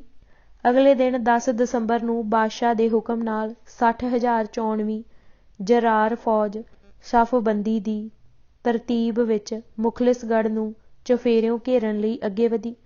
ਵਜ਼ੀਰ ਮੁਨੀਮ ਖਾਂ, ਉਸਦਾ ਪੁੱਤਰ ਮਹਾਬਤ ਖਾਂ, ਚਤੁਰ ਸਾਲ ਬੰਦੇਲਾ ਦੇ ਮਾਤਹਿਤ ਸੱਜੇ ਹੱਥ ਵਾਲੀ ਫੌਜ ਸੀ। ਉਦੈਂਤ ਖਾਂ ਬੰਦੇਲਾ ਅਤੇ ਚੂੜਾਮਿਣ ਜਾਟ ਦੀ ਕਮਾਨ ਥੱਲੇ ਖੱਬੇ ਬਾਜੂ ਦੀ ਸੈਨਾ ਸੀ। ਐਨ ਕਿਲ੍ਹੇ ਨੂੰ ਸਾਹਮਣੀ ਅਤੇ ਮਰਕਜ਼ ਵਾਲੀ ਫੌਜ ਦਾ ਮੁਖੀ ਰੁਸਤਮ ਦਿਲ ਖਾਂ ਆਪ ਸੀ। ਸਿੱਖਾਂ ਨੇ ਆਪਣੇ ਵੱਲ ਆਉਂਦੀ ਹੋਈ ਫੌਜ ਨੂੰ ਬੜੇ ਠਰੰਮੇ ਨਾਲ ਵੇਖਿਆ ਅਤੇ ਐਸੀ ਕੋਈ ਹਰਕਤ ਨਹੀਂ ਕੀਤੀ ਜਿਸ ਨਾਲ ਦੁਸ਼ਮਣ ਨੂੰ ਉਹਨਾਂ ਦੀਆਂ ਪੋਜੀਸ਼ਨਾਂ ਦਾ ਪਤਾ ਲੱਗ ਸਕੇ। ਜਦ ਫੌਜ ਸਿੱਖਾਂ ਦੀਆਂ ਤੋਪਾਂ ਦੀ ਮਾਰ ਥੱਲੇ ਆ ਗਈ ਤਾਂ ਉਹਨਾਂ ਤੋਪਾਂ ਦਾਗੀਆਂ ਅਤੇ ਵੱਧ ਰਹੀ ਫੌਜ ਉੱਤੇ ਅੱਗਾਂ ਵਰ੍ਹਨੀਆਂ ਸ਼ੁਰੂ ਹੋ ਗਈਆਂ। ਸ਼ਾਹੀ ਫੌਜ ਆਪਣਾ ਕਾਫੀ ਨੁਕਸਾਨ ਕਰਵਾ ਕੇ ਅੱਗੇ ਵੱਧਦੀ ਗਈ ਅਤੇ ਪਹਾੜਾਂ ਦੇ ਪੈਰਾਂ ਵਿੱਚ ਬਣੇ ਮੋਰਚਿਆਂ ਵਿੱਚ ਦਾਖਲ ਹੋ ਗਈ। ਮੋਰਚਿਆਂ 'ਚੋਂ ਵੈਰੀ ਨੂੰ ਪਿਛਾਂਹ ਧੱਕਣ ਲਈ ਸਿੰਘ ਜੀ ਤੋੜ ਕੇ ਲੜੇ। ਮੋਰਚੇ ਲਾਸ਼ਾਂ ਨਾਲ ਅੱਟ ਗਏ, ਪਰ ਬੇਬਹਾ ਗਿਣਤੀ ਦੇ ਸਾਹਮਣੇ ਸਿੱਖਾਂ ਦੀ ਕੋਈ ਪੇਸ਼ ਨਾ ਗਈ। ਉਹਨਾਂ ਦੇ ਪੈਰ ਉਖੜ ਗਏ। ਹੇਠਲੇ ਮੋਰਚੇ ਛੱਡ ਕੇ ਉਤਲੇ ਮੋਰਚਿਆਂ ਵਿੱਚ ਹੋ ਬੈਠੇ ਅਤੇ ਕਾਫੀ ਦੇਰ ਤੱਕ ਫੌਜ ਨੂੰ ਰੋਕੀ ਰੱਖਿਆ, ਜੋ ਅੱਗੇ ਵੱਧਦਾ ਜਾਣ ਤੋਂ ਹੱਥ ਧੋ ਲੈਂਦਾ। ਪਰ ਗੱਲ ਫਿਰ ਉਹ ਲਾਤਦਾਦ ਗਿਣਤੀ ਵਾਲੀ। ਸ਼ਾਹੀ ਸੈਨਾ ਦਾ ਕੱਸ ਪੈ ਗਿਆ ਅਤੇ ਜੋ ਸਿੰਘ ਬਚੇ ਉਤਾਂਹ ਪਹਾੜੀ 'ਤੇ ਜਾ ਚੜ੍ਹੇ। ਖਾਫੀ ਖਾਂ ਦੱਸਦਾ ਕਿ ਮੁਸਲਮਾਨ ਵੀ ਬੜੀ ਵੱਡੀ ਗਿਣਤੀ ਵਿੱਚ ਮਾਰੇ ਗਏ। ਬਾਦਸ਼ਾਹ ਨੇ ਜਦ ਸੁਣਿਆ ਕਿ ਕਿਸੇ ਹੱਦ ਤੱਕ ਕਾਮਯਾਬੀ ਤਾਂ ਹੋਈ ਹੈ, ਪਰ ਹੈਦਰੀ ਝੰਡਾ ਅਜੇ ਕਿਲ੍ਹੇ 'ਤੇ ਨਹੀਂ ਝੂਲ ਸਕਿਆ। ਬੰਦਾ ਸਿੰਘ ਅਜੇ ਵੀ ਕਿਲ੍ਹੇ ਵਿੱਚ ਬੈਠਾ ਸਾਰੇ ਹਿੰਦੁਸਤਾਨ ਦੇ ਬਾਦਸ਼ਾਹ ਨੂੰ ਵੰਗਾਰ ਰਿਹਾ ਹੈ। ਸਾਰੇ ਕੈਂਪ ਵਿੱਚ ਇਹ ਬੜੇ ਵੱਡੇ ਮਾਤਮ ਦੀ ਰਾਤ ਸੀ। ਜਿਵੇਂ ਪਹਿਲਾਂ ਵੀ ਦੱਸਿਆ ਹੈ, ਲੋਹਗੜ੍ਹ ਦਾ ਕਿਲ੍ਹਾ ਤਾਂ ਇੱਕ ਨਾਮ ਧਰੀਕ ਹੀ ਛੋਟੀ ਜਿਹੀ ਗੜ੍ਹੀ ਵਰਗੀ ਇਮਾਰਤ ਸੀ। ਸ਼ਾਹਜਹਾਨ ਦੇ ਇੱਕ ਮੁਖਲਿਸ ਖਾਂ ਨੇ ਪਾਤਸ਼ਾਹ ਦੀ ਤਫਰੀਹ ਅਤੇ ਸ਼ੈਰੋ ਸ਼ਿਕਾਰ ਲਈ ਇਹ ਨਿਵੇਕਲੀ ਥਾਂ ਤੇ ਕੁਦਰਤੀ ਨਜ਼ਾਰਿਆਂ ਨਾਲ ਭਰਪੂਰ ਸੀ ਇਹ ਇਮਾਰਤ ਬਣਵਾਈ ਸੀ। ਸ਼ਾਹਜਹਾਂ ਸਾਲ ਵਿੱਚ ਇੱਕ ਅੱਧੀ ਵਾਰ ਇੱਥੇ ਆ ਕੇ ਠਹਿਰਦਾ ਅਤੇ ਫਿਰ ਵਾਪਸ ਦਿੱਲੀ ਚਲਿਆ ਜਾਂਦਾ। ਮੁਖਲਿਸ ਖਾਂ ਦੀ ਸੇਵਾ ਦੀ ਯਾਦ ਵਿੱਚ ਇਸ ਦਾ ਨਾਮ ਮੁਖਲਿਸਗੜ੍ਹ ਰੱਖ ਦਿੱਤਾ ਗਿਆ ਸੀ। ਬੰਦਾ ਸਿੰਘ ਨੇ ਜਦ ਇਸ ਥਾਂ ਨੂੰ ਆਪਣੀ ਰਾਜਧਾਨੀ ਲਈ ਚੁਣਿਆ ਤਾਂ ਪਹਿਲਾਂ ਨਾਮ ਬਦਲ ਕੇ ਇਸ ਦਾ ਨਾਮ ਲੋਹਗੜ੍ਹ ਰੱਖ ਦਿੱਤਾ। ਯਾਦ ਰਹੇ ਕਿ ਇਸ ਵੇਲੇ ਉੱਥੇ ਕਿਲ੍ਹੇ ਨਾਮ ਦੀ ਕੋਈ ਸ਼ੈ ਮੌਜੂਦ ਨਹੀਂ, ਸਭ ਕੁਝ ਸਫਨ ਸਾਫ਼ ਹੋ ਚੁੱਕਿਆ ਹੈ। ਇਸ ਨਿੱਕੀ ਜਿਹੀ ਗੜੀ ਵਿੱਚ ਬੰਦਾ ਸਿੰਘ ਬਹੁਤਾ ਰਸਦ, ਪੱਠਾ ਅਤੇ ਹੋਰ ਜੰਗੀ ਸਮਾਨ ਨਹੀਂ ਸੀ ਜਮ੍ਹਾਂ ਕਰ ਸਕਦਾ। ਜਮ੍ਹਾਂ ਕਰਨ ਲਈ ਇੰਨੀ ਇੱਥੇ ਥਾਂ ਨਹੀਂ ਸੀ। ਖਾਫੀ ਖਾਂ ਲਿਖਦਾ ਹੈ, ਸ਼ਾਹੀ ਫੌਜ ਨੂੰ ਰਸਦ ਪੱਠਾ ਲਿਆ ਕੇ ਦੇਣ ਵਾਲੇ ਠੇਕੇਦਾਰਾਂ ਪਾਸੋਂ ਜਿੰਨਾ ਹੋ ਸਕਿਆ ਸਿੱਖਾਂ ਨੇ ਚੋਰੀ ਛਿਪੀ ਖਰੀਦ ਲਿਆ ਅਤੇ ਰੱਸਿਆਂ ਨਾਲ ਖਿੱਚ ਕੇ ਕਿਲ੍ਹੇ ਅੰਦਰ ਲੈ ਗਏ। ਭੁੱਖ ਇਨਸਾਨ ਦੀ ਸਭ ਤੋਂ ਵੱਡੀ ਕਮਜ਼ੋਰੀ ਹੈ। ਵੱਡੇ ਭਗਤ ਵੀ ਭੁੱਖੋਂ ਆਤੁਰ ਹੋ ਕੇ ਮਾਲਾ ਪਰਾਂ ਭੁਆ ਮਾਰਦੇ ਅਤੇ ਰੱਬ ਨੂੰ ਨਿਹੋਰੇ ਤਾਨੇ ਦੇਣ ਲੱਗ ਪੈਂਦੇ ਹਨ। ਇਸ ਮੁਸੀਬਤ ਦਾ ਬੰਦਾ ਸਿੰਘ ਪਾਸ ਵੀ ਕੋਈ ਤੋੜ ਨਹੀਂ ਸੀ। ਫੈਸਲਾ ਹੋਇਆ ਕਿ ਬੰਦਾ ਸਿੰਘ 10-11 ਦਸੰਬਰ ਦੀ ਦਰਮਿਆਨੀ ਰਾਤ ਬਚ ਕੇ ਨਿਕਲ ਜਾਵੇ ਅਤੇ ਫਿਰ ਨਵੇਂ ਸਿਰਿਓਂ ਸਿੰਘਾਂ ਨੂੰ ਇਕੱਠਾ ਕਰਕੇ ਸਰਕਾਰ ਨੂੰ ਅਗਲੀ ਕਰਾਰੀ ਸੱਟ ਮਾਰੇ। ਇਸ ਵੇਲੇ ਬੰਦਾ ਸਿੰਘ ਦਿਆਂ ਸਿੰਘਾਂ ਵਿੱਚ ਇੱਕ ਗੁਲਾਬ ਸਿੰਘ ਨਾਮੇ ਸਿੱਖ ਸੀ, ਜੋ ਸਿੰਘ ਸੱਜਣ ਤੋਂ ਪਹਿਲਾਂ ਬਕਾਲ ਦਾ ਕੰਮ ਕਰਦਾ ਸੀ। ਇਸ ਦੀ ਸ਼ਕਲ ਸੂਰਤ ਬੰਦਾ ਸਿੰਘ ਨਾਲ ਬਹੁਤ ਜ਼ਿਆਦਾ ਮਿਲਦੀ ਸੀ। ਉਸਨੇ ਆਪਣੇ ਆਪ ਨੂੰ ਕੁਰਬਾਨੀ ਲਈ ਪੇਸ਼ ਕੀਤਾ। ਬੰਦਾ ਸਿੰਘ ਵਾਲੇ ਕੱਪੜੇ ਪਾ ਕੇ ਉਸਦੇ ਆਸਣ ਤੇ ਬੈਠ ਗਿਆ। 10 ਦਸੰਬਰ 1710 ਈਸਵੀ ਦੀ ਰਾਤ ਨੂੰ ਸਿੰਘਾਂ ਨੇ ਇੱਕ ਇਮਲੀ ਦੇ ਸੁੱਕੇ ਹੋਏ ਰੁੱਖ ਦੇ ਵੱਡੇ ਸਾਰੇ ਤਣੇ ਵਿੱਚ ਬਹੁਤ ਸਾਰਾ ਬਰੂਦ ਭਰ ਦਿੱਤਾ। ਇਹ ਖਾਲੀ ਤਣਾ ਕਿਲ੍ਹੇ ਤੋਂ ਬਾਹਰ ਵਾਹਵਾ ਥੱਲੇ ਪਹਾੜੀ ਦੀ ਵੱਖੀ ਦੇ ਨਾਲ ਪਿਆ ਹੋਇਆ ਸੀ। ਕਿਲ੍ਹੇ ਅੰਦਰਲੀਆਂ ਤੋਪਾਂ ਨੂੰ ਵੀ ਭਰ ਕੇ ਤਿਆਰ ਕਰ ਲਿਆ ਗਿਆ ਤਾਂ ਕਿ ਇੱਕੋ ਵਾਰ ਹੀ ਦਾਗੀਆਂ ਜਾਣ। ਜਦ 11 ਦਸੰਬਰ 3 ਵਜੇ ਸਵੇਰੇ ਬਰੂਦ ਨੂੰ ਪਲੀਤਾ ਦਿੱਤਾ ਗਿਆ ਤਾਂ ਉਸ ਦਰਖਤ ਦੇ ਪਰਖੱਜੇ ਉੱਡ ਗਏ। ਪਹਾੜਾਂ ਨੂੰ ਕੰਬਾ ਦੇਣ ਵਾਲਾ ਖੜਾਕ ਹੋਇਆ। ਫਿਰ ਨਾਲ ਹੀ ਕਿਲ੍ਹੇ ਵਾਲੀਆਂ ਤੋਪਾਂ ਦਾਗੀਆਂ ਅਤੇ ਧੜ-ਧੜ ਦੀ ਆਵਾਜ਼ ਨੇ ਪਹਾੜ ਹਿਲਾ ਦਿੱਤੇ ਅਤੇ ਆਕਾਸ਼ ਗੂੰਜ ਉੱਠਿਆ। ਹੇਠਾਂ ਸ਼ਾਹੀ ਸੈਨਾ ਨੇ ਸਮਝਿਆ ਕਿ ਸ਼ਾਇਦ ਬੰਦਾ ਸਿੰਘ ਨੇ ਆਪਣੀ ਕਰਾਮਾਤ ਨਾਲ ਪਹਾੜ ਹੀ ਉਹਨਾਂ ਦੇ ਸਿਰ 'ਤੇ ਉਖੇੜ ਕੇ ਸੁੱਟ ਦਿੱਤਾ ਹੈ। ਮੁਗਲ ਕੰਪੂ ਵਿੱਚ ਅਫਰਾ-ਤਫਰੀ ਮਚ ਗਈ। ਸਾਰੇ ਪੈਰਾਂ ਤੋਂ ਹਿੱਲ ਗਏ। ਕੋਈ ਕਿਸ ਪਾਸ ਨੱਠ ਤੁਰਿਆ। ਹਰ ਕੋਈ ਸਮਝੇ ਕਿ ਮੈਨੂੰ ਅੱਲਾ ਨੇ ਬਚਾ ਲਿਆ ਹੈ। ਦੂਸਰਾ ਪਹਾੜ ਡਿੱਗਣ ਤੋਂ ਪਹਿਲਾਂ ਹਰ ਕੋਈ ਦੂਰ ਹਟ ਜਾਣਾ ਚਾਹੁੰਦਾ ਸੀ। ਬੜੇ ਵੱਡੇ ਧਮਾਕੇ ਸਨ। ਥੱਲੇ ਲੋਕਾਂ ਦੇ ਦਿਲ ਵੱਸ ਵਿੱਚ ਨਹੀਂ ਆ ਰਹੇ ਸਨ।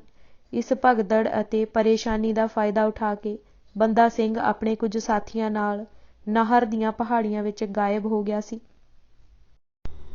ਬੰਦਾ ਸਿੰਘ ਸਿਰਮੌਰ ਰਿਆਸਤ ਵਿੱਚ ਆ ਗਿਆ। ਇੱਥੇ ਰੁਕਿਆ ਨਹੀਂ। ਸਿਰਮੌਰੋਂ ਸਿੱਧਾ ਤੁਰਿਆ ਅਤੇ ਸ਼ਿਵਾਲਿਕ ਦੀਆਂ ਪਹਾੜੀਆਂ ਦੀ ਖੱਬਿਓਂ ਵੱਖੀ ਚੱਲਦਾ ਹੋਇਆ ਹਿਡੋਰੋਂ ਲੰਘਦਾ ਕਹਿਲੂਰ, ਕੁਟਲਹਿਰ, ਜਸਵਾਨ, ਸਿੰਬਾ ਹੁੰਦਾ ਹੋਇਆ ਚੰਬੇ ਆਣ ਪੜਾ ਕੀਤਾ। ਸ਼ਾਹੀ ਫੌਜ ਨੂੰ ਬੜੀ ਦੇਰ ਬਾਅਦ ਸੋਝੀ ਆਈ ਕਿ ਬੰਦਾ ਸਿੰਘ ਉਹਨਾਂ ਉੱਤੇ ਕਿਸ ਕਿਸਮ ਦਾ ਪਹਾੜ ਸੁੱਟ ਗਿਆ ਸੀ। ਐਡੇ ਵੱਡੇ ਪੱਕੇ ਪੀਡੇ ਘੇਰੇ 'ਚੋਂ ਨਿਕਲ ਜਾਣਾ ਬੰਦਾ ਸਿੰਘ ਬਹਾਦਰ ਦੀ ਬੜੀ ਵੱਡੀ ਜਿੱਤ ਸੀ। ਸ਼ਾਇਦ ਇਹੋ ਨਾਕਾਮਯਾਬੀ ਬਾਦਸ਼ਾਹ ਦੇ ਪਾਗਲ ਹੋ ਜਾਣ ਦੇ ਕਾਰਨਾਂ ਵਿੱਚੋਂ ਇੱਕ ਵੱਡਾ ਕਾਰਨ ਬਣੀ। ਸ਼ਾਹੀ ਫੌਜ ਦਾ ਲੋਹਗੜ੍ਹ 'ਤੇ ਕਬਜ਼ਾ। ਗੈਰ ਮੁਸਲਮਾਨ ਲਿਖਾਰੀ ਇਸ ਬਾਰੇ ਕੁਝ ਦਲੀਲਾਂ ਕਾਇਮ ਕਰਦੇ ਹਨ ਜੋ ਮੌਕੇ ਦੇ ਗਵਾਹਾਂ ਵੱਲੋਂ ਨਾ ਹੋਣ ਕਰਕੇ ਮਨ ਵਿੱਚ ਖੁੱਭਦੀਆਂ ਨਹੀਂ। ਮੁਸਲਮਾਨ ਇਤਿਹਾਸਕਾਰ, ਜਿਨ੍ਹਾਂ ਵਿੱਚੋਂ ਕੁਝ ਸਮਕਾਲੀ ਹਨ ਅਤੇ ਘੇਰੇ ਸਮੇਂ ਫੌਜ ਵਿੱਚ ਸ਼ਾਮਿਲ ਸਨ, ਵੀ ਬੰਦਾ ਸਿੰਘ ਦੇ ਬਚ ਕੇ ਨਿਕਲ ਜਾਣ ਬਾਰੇ ਵੱਖ-ਵੱਖ ਕਹਾਣੀ ਦੱਸਦੇ ਹਨ। ਖਾਫੀ ਖਾਂ ਦੀ ਮੁਨਤਖਬੁਲ ਲਬਾਬ ਵਿੱਚ ਲਿਖਦਾ ਹੈ ਕਿ ਇੱਕ ਦਿਨ ਬੰਦੇ ਨੇ ਦਿਨ ਦੀਵੀ ਹੀ ਕਿਲ੍ਹਾ ਘੇਰੀ ਖਲੋਤੀ ਫੌਜ ਦੀ ਇੱਕ ਕਮਜ਼ੋਰ ਬਾਹੀ ਅਤੇ ਬੜੀ ਫੁਰਤੀ ਨਾਲ ਜ਼ੋਰ ਦਾ ਹੱਲਾ ਕੀਤਾ। ਫੌਜ ਵਿੱਚ ਅਫਰਾ-ਤਫਰੀ ਪੈ ਗਈ ਤੇ ਉਹ ਚੀਕ ਕੇ ਵਿੱਚ ਦੀ ਨਿਕਲ ਗਿਆ ਅਤੇ ਪਹਾੜਾਂ ਵੱਲ ਨੱਠ ਗਿਆ ਅਤੇ ਫੌਜ ਫੜ ਨਾ ਸਕੀ। ਮੁਹੰਮਦ ਕਾਸਿਮ ਲਿਖਦਾ ਹੈ ਕਿ ਸ਼ਾਹੀ ਫੌਜ ਦੇ ਕੁਝ ਆਦਮੀ ਬੰਦੇ ਨਾਲ ਰਲ ਗਏ ਅਤੇ ਉਹ ਦਿਲੋਂ ਚਾਹੁੰਦੇ ਸਨ ਕਿ ਬੰਦਾ ਬਚ ਕੇ ਨਿਕਲ ਜਾਵੇ। ਉਹਨਾਂ ਨੇ ਹੋਰਨਾਂ ਨੂੰ ਪਤਾ ਲੱਗਣ ਤੋਂ ਬਿਨਾਂ ਹੀ ਉਸ ਨੂੰ ਇੱਕ ਲੁਕਵੇਂ ਥਾਣੀ ਫੌਜ ਦੇ ਘੇਰੇ 'ਚੋਂ ਬਾਹਰ ਕਰ ਦਿੱਤਾ। ਅਰਾਦਤ ਖਾਂ ਲਿਖਦਾ ਹੈ ਕਿ ਬੰਦਾ ਇਕੱਲੇ ਹੀ ਰਾਤ ਸਮੇਂ ਮੁਗਲ ਸੈਨਿਕ ਦਾ ਭੇਸ ਵਟਾ ਕੇ ਨਿਕਲ ਗਿਆ। ਸਾਰੇ ਹਾਲਾਤ ਨੂੰ ਮੁੱਖ ਰੱਖਦਿਆਂ ਗੌਰ ਕੀਤਿਆਂ ਸਾਫ਼ ਪਤਾ ਲੱਗਦਾ ਹੈ ਕਿ ਖਾਫੀ ਖਾਂ ਅਸਲੀਅਤ ਤੋਂ ਕਾਫੀ ਦੂਰ ਦੀ ਗੱਲ ਕਰਦਾ ਹੈ।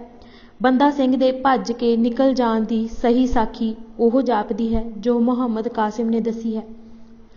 ਬੰਦਾ ਸਿੰਘ ਦੇ ਸਿੰਘਾਂ ਨੇ ਫੌਜ ਦੀ ਆਪਣੇ ਸ਼ਪੋਲਾਂ ਨਾਲ ਜਾਨ ਲਬਾਂ ਤੇ ਲਿਆਂਦੀ ਹੋਈ ਸੀ। ਰੋਜ਼ ਬੰਦਿਆਂ ਦਾ ਨੁਕਸਾਨ ਹੋ ਰਿਹਾ ਸੀ ਅਤੇ ਫੌਜ ਵਿੱਚ ਬੇਦਲੀ ਛਾਈ ਜਾ ਰਹੀ ਸੀ। ਸਾਰੇ ਅਮੀਰ ਵਜ਼ੀਰ ਇਹ ਚਾਹੁੰਦੇ ਸਨ ਕਿ ਇਸ ਦੋਜ਼ਖ ਅਤੇ ਅਜ਼ਾਬ ਵਰਗੀ ਜ਼ਿੰਦਗੀ ਤੋਂ ਛੁਟਕਾਰਾ ਪਾਉਣ। ਇਸ ਦਾ ਇੱਕ ਹੀ ਸਿੱਧਾ ਰਾਹ ਸੀ ਕਿ ਬੰਦਾ ਸਿੰਘ ਕਿਲ੍ਹਾ ਛੱਡ ਕੇ ਕਿਧਰੇ ਚਲਾ ਜਾਵੇ ਅਤੇ ਇਸ ਮੁਹਿੰਮ ਦਾ ਅੰਤ ਹੋ ਜਾਵੇ। ਉਹਨਾਂ ਦੇ ਹੱਥ ਇੱਕ ਹੋਰ ਸੁਨਹਿਰੀ ਮੌਕਾ ਵੀ ਸੀ ਜਿਸ ਨੂੰ ਉਹ ਅਜਾਈ ਨਹੀਂ ਸਨ ਜਾਣ ਦੇਣਾ ਚਾਹੁੰਦੇ। ਉਹਨਾਂ ਵੇਖਿਆ ਕਿ ਖਾਨ ਖਾਨਾਂ ਨੇ ਹੁਕਮ ਅਦੂਲੀ ਕੀਤੀ ਹੈ। ਬਾਦਸ਼ਾਹ ਦੀ ਆਗਿਆ ਦੀ ਉਲੰਘਣ ਕਰਕੇ ਆਪਣੀ ਭੱਲ ਬਣਾਉਣ ਲਈ ਕਿਲ੍ਹੇ ਉੱਤੇ ਹਮਲਾ ਕਰ ਦਿੱਤਾ ਹੈ। ਜੇਕਰ ਕਿਲ੍ਹਾ ਫਤਿਹ ਹੋ ਗਿਆ ਤਾਂ ਇਸ ਦੀ ਬੜੀ ਚੜ੍ਹ ਮੱਚੂਗੀ ਅਤੇ ਕਈ ਪ੍ਰਕਾਰ ਦੀਆਂ ਗੱਲਾਂ ਬਣਾ ਕੇ ਇਹ ਵਜ਼ੀਰ ਬਾਦਸ਼ਾਹ ਨੂੰ ਹੱਥਾਂ ਤੇ ਪਾ ਲਵੇਗਾ। ਬਾਦਸ਼ਾਹ ਇਸ ਮਗਰ ਲੱਗੂ ਤੇ ਸਾਡਾ ਕੋਈ ਰਸੂਖ ਨਹੀਂ ਰਹਿਣਾ। ਪਰ ਜੇ ਕਿਤੇ ਬੰਦਾ ਬਚ ਕੇ ਕਿਲ੍ਹੇ ਚੋਂ ਕਿਧਰੇ ਨਿਕਲ ਜਾਵੇ ਅਤੇ ਇਸ ਤਰ੍ਹਾਂ ਇਹ ਮੁਹਿੰਮ ਨਾਕਾਮ ਹੋ ਜਾਵੇ ਤਦ ਤਾਂ ਖਾਨ ਖਾਨਾਂ ਵੱਲੋਂ ਕੀਤੀ ਪਹਿਲੀ ਹੁਕਮ ਅਦੂਲੀ ਦੇ ਕਾਰਨ ਬਾਦਸ਼ਾਹ ਦੇ ਗੁੱਸੇ ਦੀ ਅੱਗ ਦੂਣੀ ਭੜਕੂ। ਵਜ਼ੀਰ ਦਾ ਵਕਾਰ ਮਿੱਟੀ 'ਚ ਰੁਲੂ। ਦਰਬਾਰ ਵਿੱਚ ਇਸ ਦੇ ਪੈਰ ਨਹੀਂ ਲੱਗ ਸਕਣਗੇ ਅਤੇ ਸਾਨੂੰ ਬਦਲਾ ਲੈਣ ਦਾ ਚੰਗਾ ਮੌਕਾ ਮਿਲੂ। ਬੰਦਾ ਸਿੰਘ ਨੇ ਇੱਥੋਂ ਨਿਕਲ ਕੇ ਕਿਹੜਾ ਤੀਰਥ ਯਾਤਰਾ 'ਤੇ ਚਲੇ ਜਾਣਾ। ਫਿਰ ਸ਼ਾਹੀ ਨੂੰ ਵੰਗਾਰੂ। ਬਾਦਸ਼ਾਹ ਮਗਰ ਪਊ। ਕੰਮ ਮਗਿਆ ਰਹੂ ਅਤੇ ਸਾਡਾ ਮੁੱਲ ਪਊ। ਬੰਦਾ ਸਿੰਘ ਤਾਂ ਬਾਦਸ਼ਾਹ ਸਲਾਮਤ ਦੇ ਕਾਬੂ ਆਉਣਾ ਹੀ ਨਹੀਂ। ਵਜ਼ੀਰ ਗੂਠੇ ਲੱਗ ਜਾਊ। ਫਿਰ ਜਿਵੇਂ ਅਸੀਂ ਚਾਹਾਂਗੇ ਤਿਵੇਂ ਹੋਊਗਾ। ਇਹ ਸੀ ਹਾਲਤ ਉਸ ਵੇਲੇ ਮੁਗਲ ਅਮੀਰਾਂ ਵਜ਼ੀਰਾਂ ਦੀ। ਪਿਆਲੇ ਭਰ ਭਰ ਪੀਣ ਲਈ ਜ਼ਹਿਰ ਇਕੱਠਾ ਕਰ ਰਹੇ ਸਨ। ਖਾਨ ਖਾਨਾਂ ਨਾਲ ਇਹ ਵੈਰ ਕਿਉਂ? ਹਿਊਮੇ ਦਾ ਮਾਰਿਆ ਇਨਸਾਨ ਕੀ ਕੁਝ ਨਹੀਂ ਕਰ ਗੁਜ਼ਰਦਾ। ਈਰਖਾ ਦਾ ਸਾੜਾ ਵੱਡਿਆਂ ਵੱਡਿਆਂ ਨੂੰ ਸਾੜ ਕੇ ਭਸਮ ਕਰ ਦਿੰਦਾ। ਖਾਨ ਖਾਨਾ ਮੁਗਲ ਰਾਜ ਦਾ ਬੜਾ ਮਜ਼ਬੂਤ ਥੰਮ ਸੀ। ਵਫਾਦਾਰੀ ਇਸ ਵਿੱਚ ਕੁੱਟ-ਕੁੱਟ ਕੇ ਭਰੀ ਹੋਈ ਸੀ। ਇਹ ਬਹਾਦਰ ਸ਼ਾਹ ਦਾ ਪੁਰਾਣਾ ਨੌਕਰ ਸੀ। ਬਾਦਸ਼ਾਹ ਨੇ ਔਰੰਗਜ਼ੇਬ ਦੇ ਸਮੇਂ ਦੇ ਅਮੀਰਾਂ ਦੇ ਹੱਕ ਪਿੱਛੇ ਪਾ ਕੇ ਇਸ ਨੂੰ ਏਕਾ-ਏਕ ਹੀ ਵਜ਼ੀਰ ਬਣਾ ਦਿੱਤਾ ਸੀ। ਇਸ ਲਈ ਬਹੁਤ ਸਾਰੇ ਅਮੀਰ ਖਾਨ ਖਾਨਾਂ ਦੇ ਲਹੂ ਦੇ ਧਿਆਏ ਹੋ ਰਹੇ ਸਨ। ਆਪਣਾ ਵਤਰ ਵਹਾਉਣ ਲਈ ਉਹ ਜਿਸ ਸਮੇਂ ਦੀ ਉਡੀਕ ਵਿੱਚ ਸਨ ਹਾਲਾਤ ਨੇ ਪੈਦਾ ਕਰ ਦਿੱਤਾ। ਇਸ ਹੱਥ ਆਏ ਮੌਕੇ ਤੋਂ ਉਹਨਾਂ ਪੂਰਾ ਫਾਇਦਾ ਉਠਾਇਆ। ਬੰਦਾ ਸਿੰਘ ਭਾਵੇਂ ਬਚ ਜਾਵੇ ਪਰ ਖਾਨ ਖਾਨਾ ਸੁੱਕਾ ਨਾ ਜਾਵੇ। ਇਸ ਲਈ ਉਹਨਾਂ ਗਿਣੀ ਮਿੱਥੀ ਵਿਉਂਤ ਤਹਿਤ ਬੰਦਾ ਸਿੰਘ ਨੂੰ ਸਣੇ ਉਸ ਦੀ ਚੋਣਵੀਂ ਸੈਨਾ ਦੇ ਆਪਣੀਆਂ ਕਤਾਰਾਂ ਵਿੱਚ ਦੀ ਬਾਹਰ ਕਰ ਦਿੱਤਾ। ਇਰਾਦਤ ਖਾਂ ਦੀ ਦੱਸੀ ਸਾਖੀ ਵੀ ਘੋਖ ਦੀ ਕਸਵੱਟੀ ਤੇ ਠਹਿਰਦੀ ਨਜ਼ਰ ਨਹੀਂ ਆਉਂਦੀ। ਇਸ ਤੋਂ ਹਟ ਕੇ ਇਸ ਤੱਥ ਨੂੰ ਰੱਦ ਨਹੀਂ ਕੀਤਾ ਜਾ ਸਕਦਾ ਕਿ ਬੰਦਾ ਸਿੰਘ ਇੱਕ ਵਧੀਆ ਜੰਗੀ ਮਾਹਿਰ ਸੀ। ਉਹ ਹੱਦ ਦਰਜੇ ਦਾ ਤੀਖਣ ਬੁੱਧੀ ਵਾਲਾ ਉਦਮੀ ਸਾਹਸੀ ਗੁਰੀਲਾ ਜੰਗੀ ਚਾਲਾਂ ਤੋਂ ਪੂਰੀ ਤਰ੍ਹਾਂ ਜਾਣੂ ਅਤੇ ਹਰ ਹਾਲਤ ਵਿੱਚ ਮਾਨਸਿਕ ਸੰਤੁਲਨ ਕਾਇਮ ਰੱਖਣ ਵਾਲਾ ਸੂਰਮਾ ਸੀ। ਉਹ ਕਿਸੇ ਦੀ ਸਹਾਇਤਾ ਤੋਂ ਬਿਨਾਂ ਹੀ ਦੁਸ਼ਮਣ ਨੂੰ ਹਰ ਉਹ ਦਾਅ ਲਾ ਕੇ ਚਿੱਤ ਕਰ ਦੇਣ ਦੀ ਸਮਰੱਥਾ ਰੱਖਦਾ ਸੀ ਜਿਸ ਬਾਰੇ ਦੁਸ਼ਮਣ ਸੋਚ ਵੀ ਨਾ ਸਕੇ। ਉਸ ਨੂੰ ਅਕਾਲ ਪੁਰਖ ਤੇ ਭਰੋਸਾ ਅਤੇ ਖਾਲਸੇ ਦੇ ਬਾਹੂਬਲ ਤੇ ਮਾਣ ਸੀ।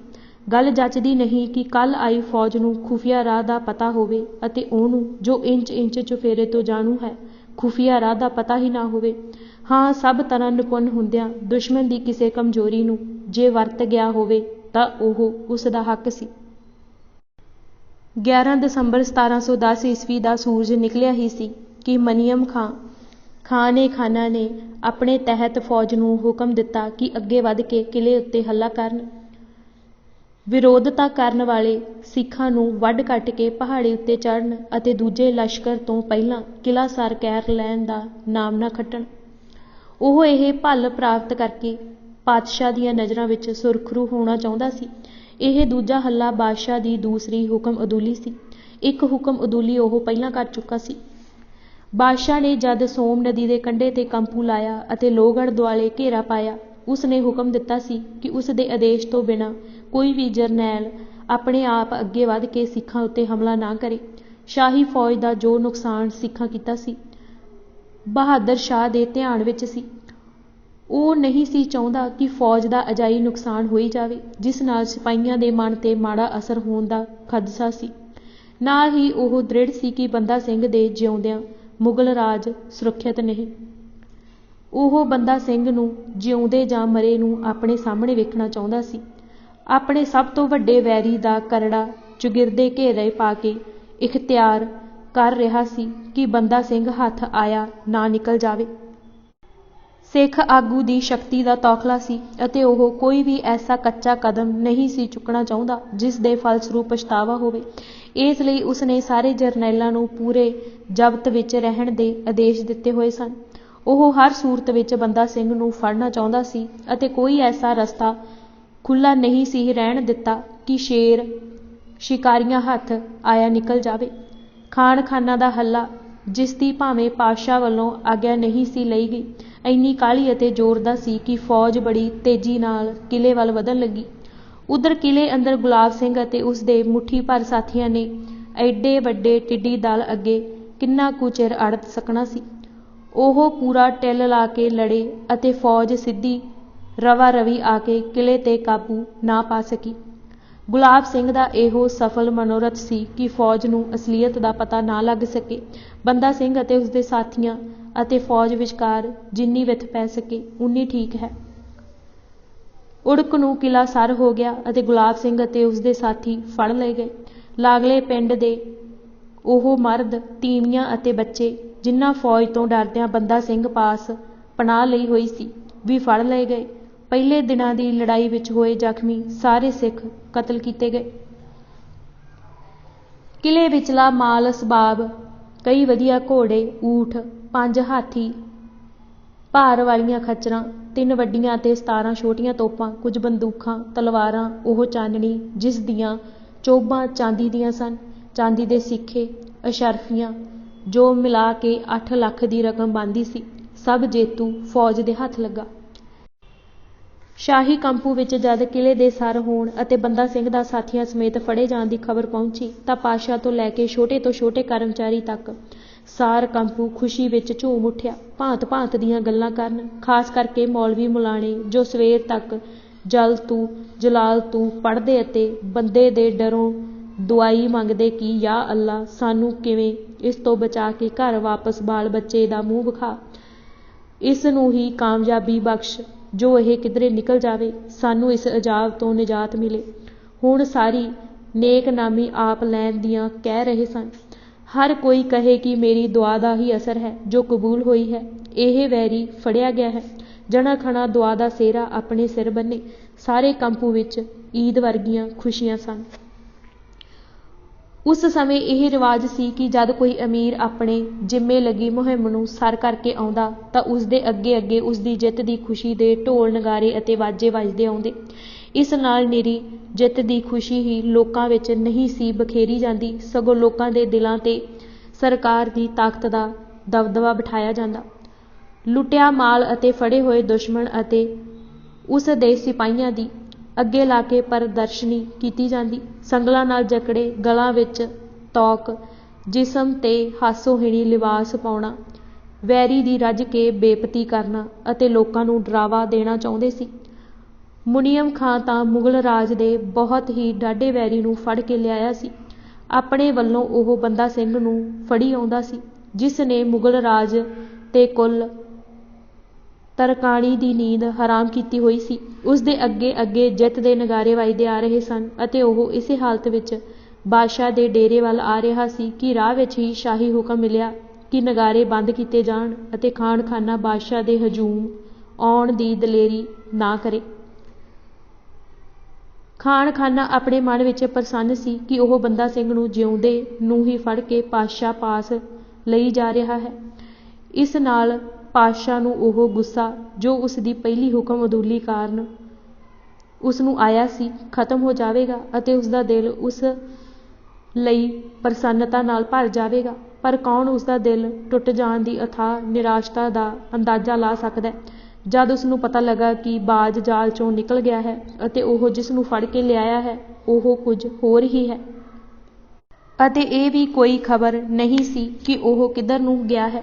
ਖਾਨ ਖਾਨਾ ਦੇ ਹਵਾਸ ਉੱਡ ਗਏ। 2 ਵਾਰ ਦੀ ਹੁਕਮ ਅਦੂਲੀ ਅਤੇ ਬੰਦਾ ਸਿੰਘ ਦਾ ਐਡੇ ਪੀੜੇ ਘੇਰੇ ਵਿੱਚੋਂ ਨਿਕਲ ਜਾਣ ਕਰਕੇ ਉਹ ਸ਼ਾਹੀ ਗੁੱਸੇ ਦੇ ਗਮ ਵਿੱਚ ਡੁੱਬ ਗਿਆ।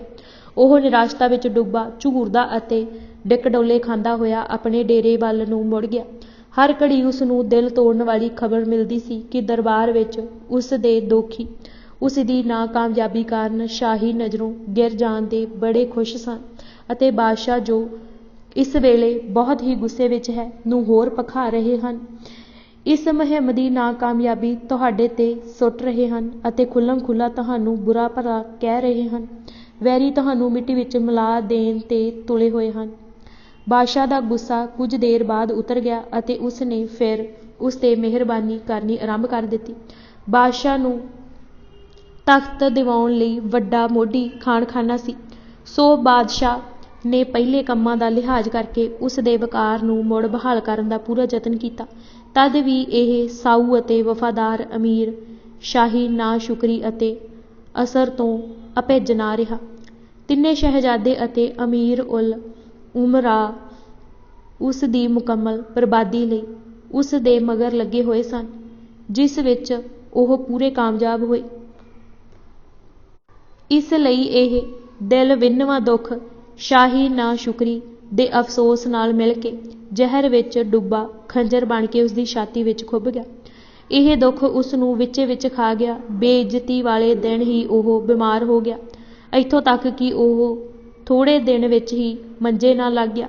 2.5 ਮਹੀਨੇ ਬਾਅਦ ਰਾਜ ਦਾ ਇਹ ਵਫਾਦਾਰ ਸਿਪਾਹੀ ਇਸ ਜਹਾਨੋਂ ਕੂਚ ਕਰ ਗਿਆ।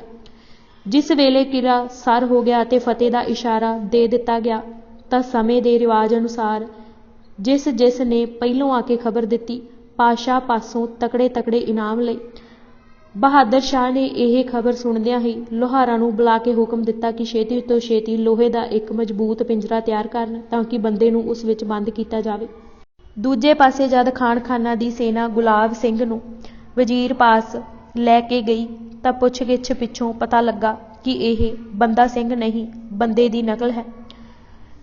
ਬਾਦਸ਼ਾਹ ਇਸ ਹਾਰ ਤੇ ਬਹੁਤ ਤਿਲਮਿਲਾਇਆ ਹੋਇਆ ਸੀ। ਫੌਜ ਦੇ ਅਮੀਰਾਂ ਨੂੰ ਬੁਰਾ ਭਲਾ ਕਿਹਾ, ਪਰ ਕਰ ਕੁਝ ਨਹੀਂ ਸੀ ਸਕਦਾ, ਚੁੱਪ ਹੋ ਗਿਆ। ਹਮੀਦ ਖਾਂ ਬਹਾਦਰ ਨੂੰ ਹੁਕਮ ਮਿਲਿਆ ਕਿ ਉਹ ਤਕੜੀ ਫੌਜ ਲੈ ਕੇ ਬੰਦੇ ਦਾ ਪਿੱਛਾ ਕਰੇ। ਜੇਕਰ ਜਿਉਂਦਾ ਮੋਇਆ ਹੱਥ ਆ ਜਾਵੇ ਤਾਂ ਵਾਹ ਭਲੀ, ਨਹੀਂ ਤਾਂ ਨਾਹਣ ਦਾ ਬਰਫੀ ਰਾਜਾ ਫੜ ਲਿਆਉਣ, ਕਿਉਂਕਿ ਉਹ ਪੱਕਾ ਨਮਕ ਹਰਾਮੀ ਸਾਬਤ ਹੋਇਆ ਹੈ ਅਤੇ ਉਸ ਨੇ ਸਾਡੇ ਐਡੇ ਵੱਡੇ ਵੈਰੀ ਨੂੰ ਆਪਣੇ ਰਾਜ ਵਿੱਚ ਦੀ ਸੁੱਕਾ ਹੀ ਲੰਘ ਜਾਣ ਦਿੱਤਾ। ਉਹ ਉਸ ਨੂੰ ਫੜ ਕੇ ਸਾਡੇ ਹਵਾਲੇ ਕਰ ਸਕਦਾ ਸੀ।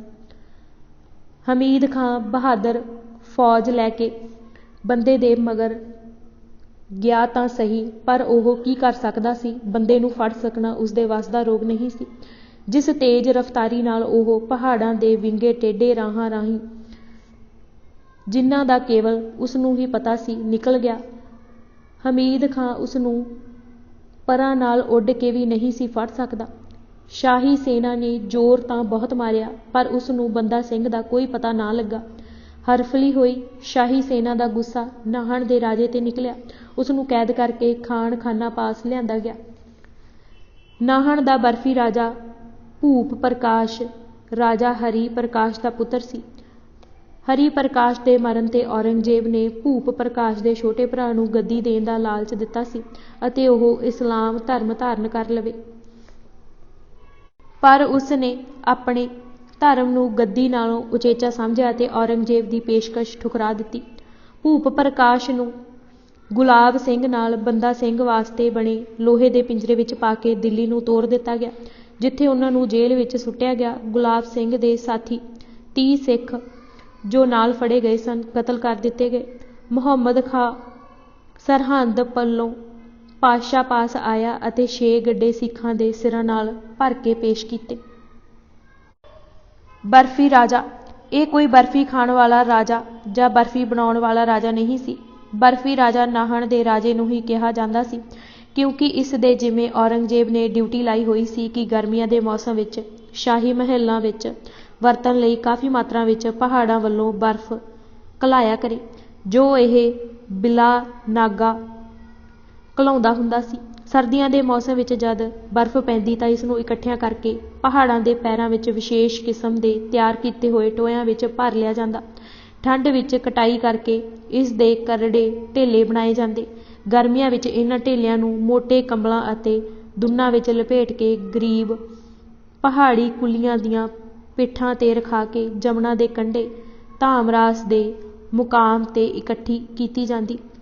ਇੱਥੇ ਲੱਕੜੀ ਦੇ ਬਣੇ ਬਕਸਿਆਂ ਵਿੱਚ ਬੰਦ ਕਰਕੇ ਛਤਰੀਆਂ ਵਰਗੇ ਫੱਟਿਆਂ ਦੇ ਬਣੇ ਬੇੜਿਆਂ ਉੱਤੇ ਲੱਦ ਕੇ ਜ਼ਿਲ੍ਹਾ ਅੰਬਾਲੇ ਵਿੱਚ ਖਿਰਾਜਾਬਾਦ ਦੇ ਲਾਗੇ ਦਰਿਆਪੁਰ ਲਿਆਂਦੀ ਜਾਂਦੀ।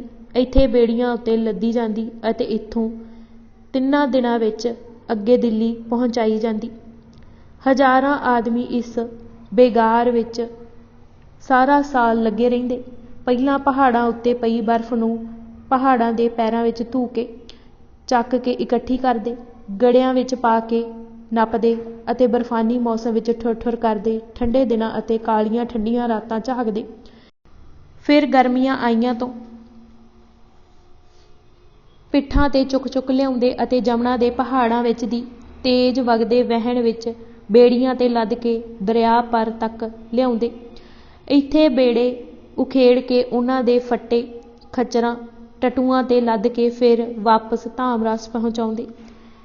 ਇੱਥੇ ਨਵੇਂ ਸਿਰੇ ਬੇੜੇ ਬੱਝਦੇ। ਧਾਮਰਾਸੋਂ ਕੁੱਲੀ ਮੁੜ ਮੋਟੇ ਕੰਬਲ ਅਤੇ ਦੁੰਨ ਪਿੱਠਾਂ 'ਤੇ ਚੁੱਕ ਕੇ ਬਰਫ਼ ਵਾਲੀ ਥਾਂ ਅੱਪੜਦੇ। ਜਾਂਦੇ ਸਾਰ ਫਿਰ ਲੱਦਾ ਲੈ ਕੇ ਵਾਪਸ ਪਿਛਾਂਹ ਨੂੰ ਤੁਰਦੇ। ਕਿਸੇ ਨੂੰ ਦਮ ਨਾ ਲੈਣ ਦਿੱਤਾ ਜਾਂਦਾ। ਫਿਰ ਸਫ਼ਰ ਦਿਨ ਰਾਤ ਚਾਲੂ ਰਹਿੰਦਾ। ਕੁੱਲੀ ਮੇਟਾਂ ਦੀਆਂ ਗਾਲਾਂ ਕੱਢਦੇ, ਸੋਟੇ ਹੁੰਝਾਂ ਖਾਂਦੇ ਪਸ਼ੂਆਂ ਵਾਂਗ ਤੁਰੇ ਜਾਂਦੇ। ਕਈ ਟੋਲੀਆਂ ਲੱਗੀਆਂ ਹੁੰਦੀਆਂ ਸਨ। ਕੋਈ ਦਮ ਟੁੱਟ ਕੇ ਮਰ ਗਿਆ ਤਾਂ ਫੜਿਆ ਅਤੇ ਟੰਗੋਂ ਧੂ ਕੇ ਖੱਡ ਵਿੱਚ ਵਗਾਹ ਮਾਰਿਆ। ਨਾ ਘਰਦਿਆਂ ਨੂੰ ਖ਼ਬਰ, ਨਾ ਸਰਕਾਰ ਵੱਲੋਂ ਕੋਈ ਮੁਆਵਜ਼ਾ।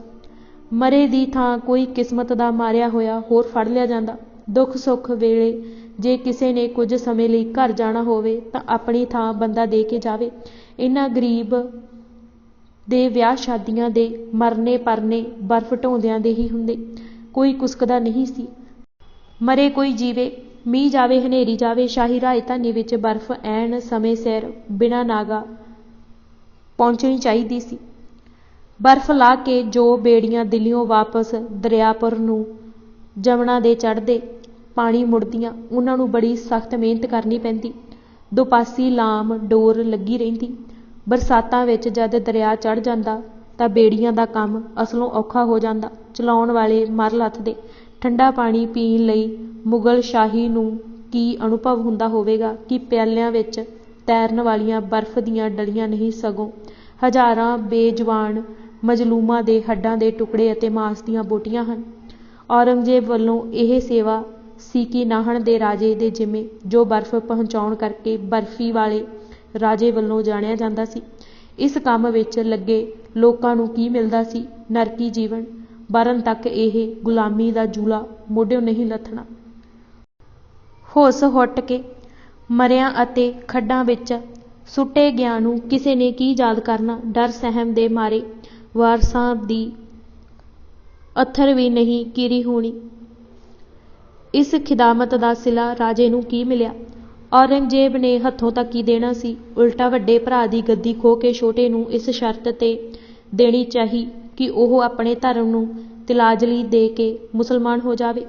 ਧਰਮ, ਰਾਜਗੱਦੀ ਅਤੇ ਭਰਾਤਰੀ ਪਿਆਰ ਤਿੰਨਾਂ ਦਾ ਸਤਿਆਨਾਸ਼, ਸੇਵਾ ਦਾ ਫਲ।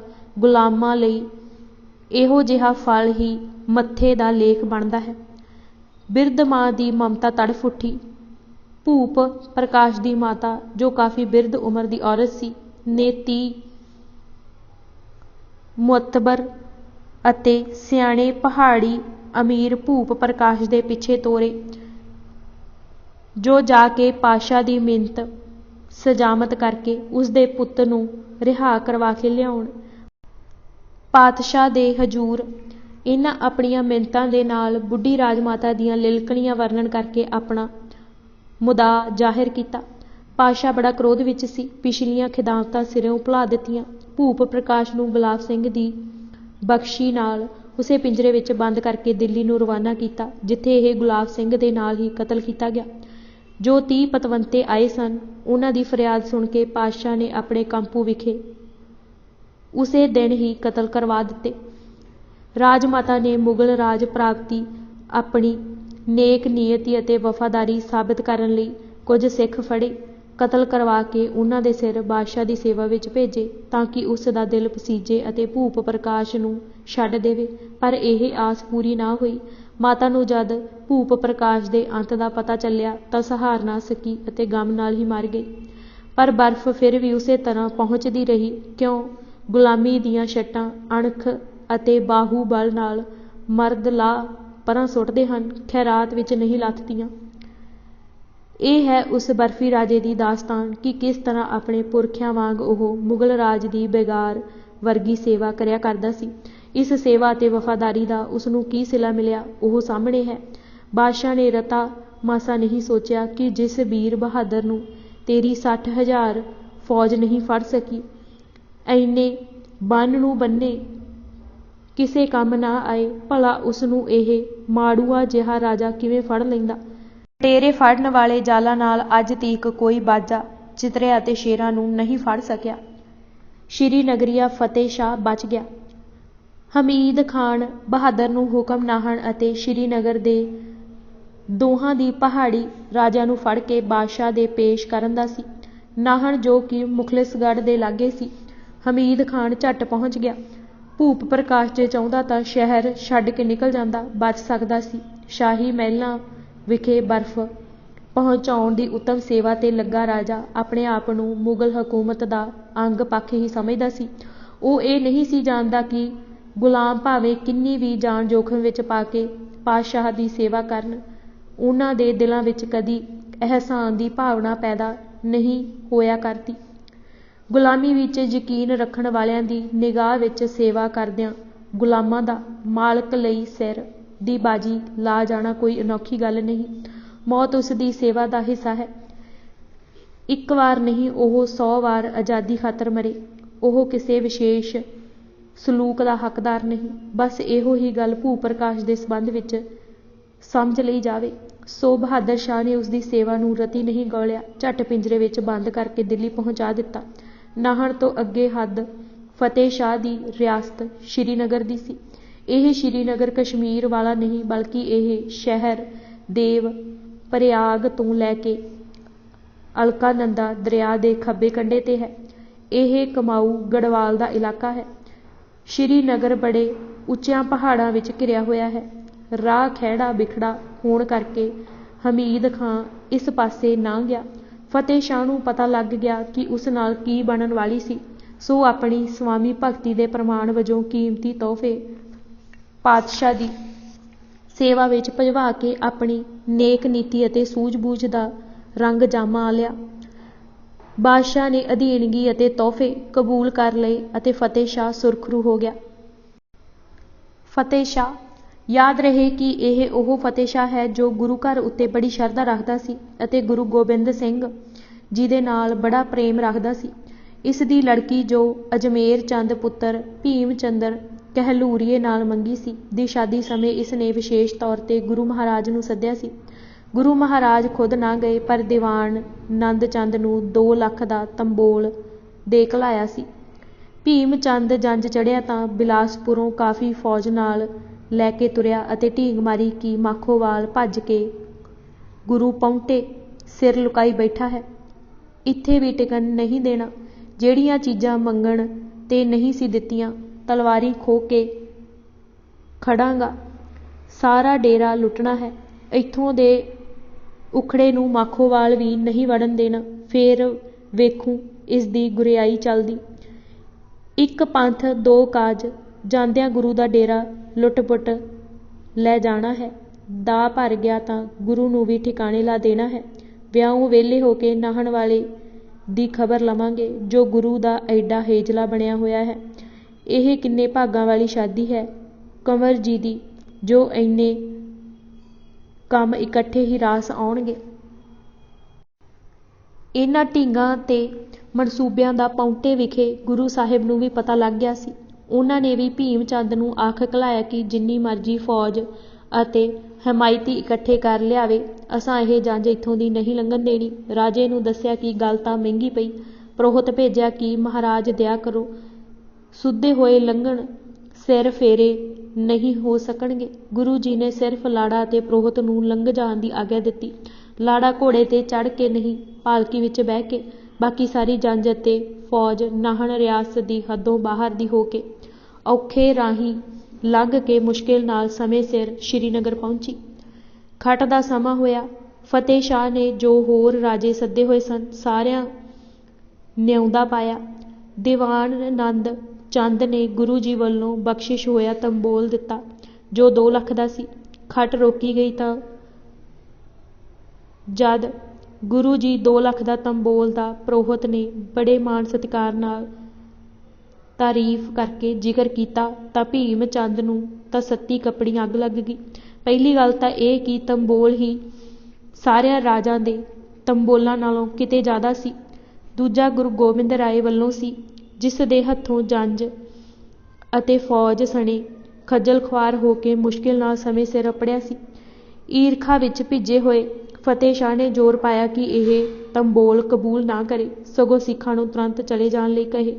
ਫਤਿਹ ਸ਼ਾਹ ਨੇ ਬੜੀ ਮਿੰਨਤ ਸਮਾਜਤ ਕੀਤੀ, ਪਰ ਕੋਈ ਪੇਸ਼ ਨਾ ਗਈ। ਉਸਨੇ ਧਮਕੀ ਦਿੱਤੀ ਕਿ ਜੇ ਗੋਬਿੰਦ ਰਾਏ ਨਾਲ ਸੰਬੰਧ ਰੱਖਣਾ ਹੈ ਤਾਂ ਸਾਡੇ ਨਾਲ ਰਿਸ਼ਤਾ ਨਹੀਂ ਹੋ ਸਕਦਾ, ਅਸੀਂ ਚੱਲਦੇ ਭਲੇ। ਫਤਿਹ ਸ਼ਾਹ ਨੇ ਜਦ ਕੋਈ ਚਾਰਾ ਨਾ ਚੱਲਦਾ ਡਿੱਠਾ ਤਾਂ ਬੜੀ ਨਿਮਰਤਾ ਨਾਲ ਦੀਵਾਨ ਆਨੰਦ ਚੰਦ ਨੂੰ ਆਪਣੀ ਮਜਬੂਰੀ ਦੱਸ ਕੇ ਸਭ ਕੁਝ ਵਾਪਸ ਕਰ ਦਿੱਤਾ।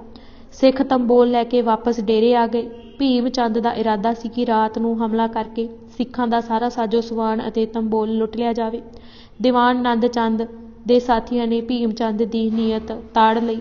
ਤੰਬੋਲ ਦਾ ਸਮਾਨ ਦੇ ਕੇ ਕੁਝ ਘੋੜ ਸਵਾਰਾਂ ਹਨੇਰਾ ਹੋਣ ਦੇ ਨਾਲ ਪਾਉਂਟਾ ਸਾਹਿਬ ਵੱਲ ਨੂੰ ਤੋਰ ਦਿੱਤੇ। 94 ਜਾਨਬਾਜ਼ ਸਿੱਖਾਂ ਨਾਲ ਭੀਮ ਚੰਦ ਦੇ ਡੇਰੇ ਤੇ ਸਭ ਖੂਨ ਮਾਰਿਆ। ਚੰਗੇ ਚੰਗੇ ਘੋੜੇ ਅਤੇ ਹੋਰ ਸਾਜੋ ਸਮਾਨ ਜੋ ਹੱਥ ਲੱਗਾ ਲੈ ਲਿਆ ਅਤੇ ਜੋ ਅੜਿਆ ਚੰਡੀ ਦੀ ਭੇਟ ਕਰਕੇ ਰਾਤ ਹੀ ਸ਼੍ਰੀਨਗਰੋਂ ਨਿਕਲ ਗਏ। ਭੀਮ ਚੰਦ ਦੇ ਦਿਲ ਦੀ ਦਿਲ ਵਿੱਚ ਰਹਿ ਗਈ। ਸਵੇਰ ਜਦ ਜਾਨੀ ਮਾਲੀ ਨੁਕਸਾਨ ਦਾ ਵੇਰਵਾ ਮਿਲਿਆ ਤਾਂ ਸਿਰ ਪਿੱਟਦਾ ਹੋਇਆ ਵਾਹ ਦੁਹਾਈ ਬਕੀ ਜਾਵੇ, ਮਗਰ ਘੱਲੇ ਗਏ ਸਿਪਾਹੀ ਸਿੱਖਾਂ ਦੀ ਧੂੜ ਨੂੰ ਵੀ ਨਾ ਪਾ ਸਕੇ। ਕੁੜਮਾਚਾਰੀ ਦੇ ਦਬਾਅ ਥੱਲੇ ਫਤਿਹ ਸ਼ਾਹ ਭੰਗਾਣੀ ਦੇ ਯੁੱਧ ਵਿੱਚ ਭੀਮ ਚੰਦ ਵੱਲੋਂ ਹੋ ਕੇ ਦਸ਼ਮੇਸ਼ ਜੀ ਵਿਰੁੱਧ ਲੜਿਆ ਅਤੇ ਤਕੜੀ ਹਾਰ ਦਾ ਕਲੰਕ ਖੱਟਿਆ।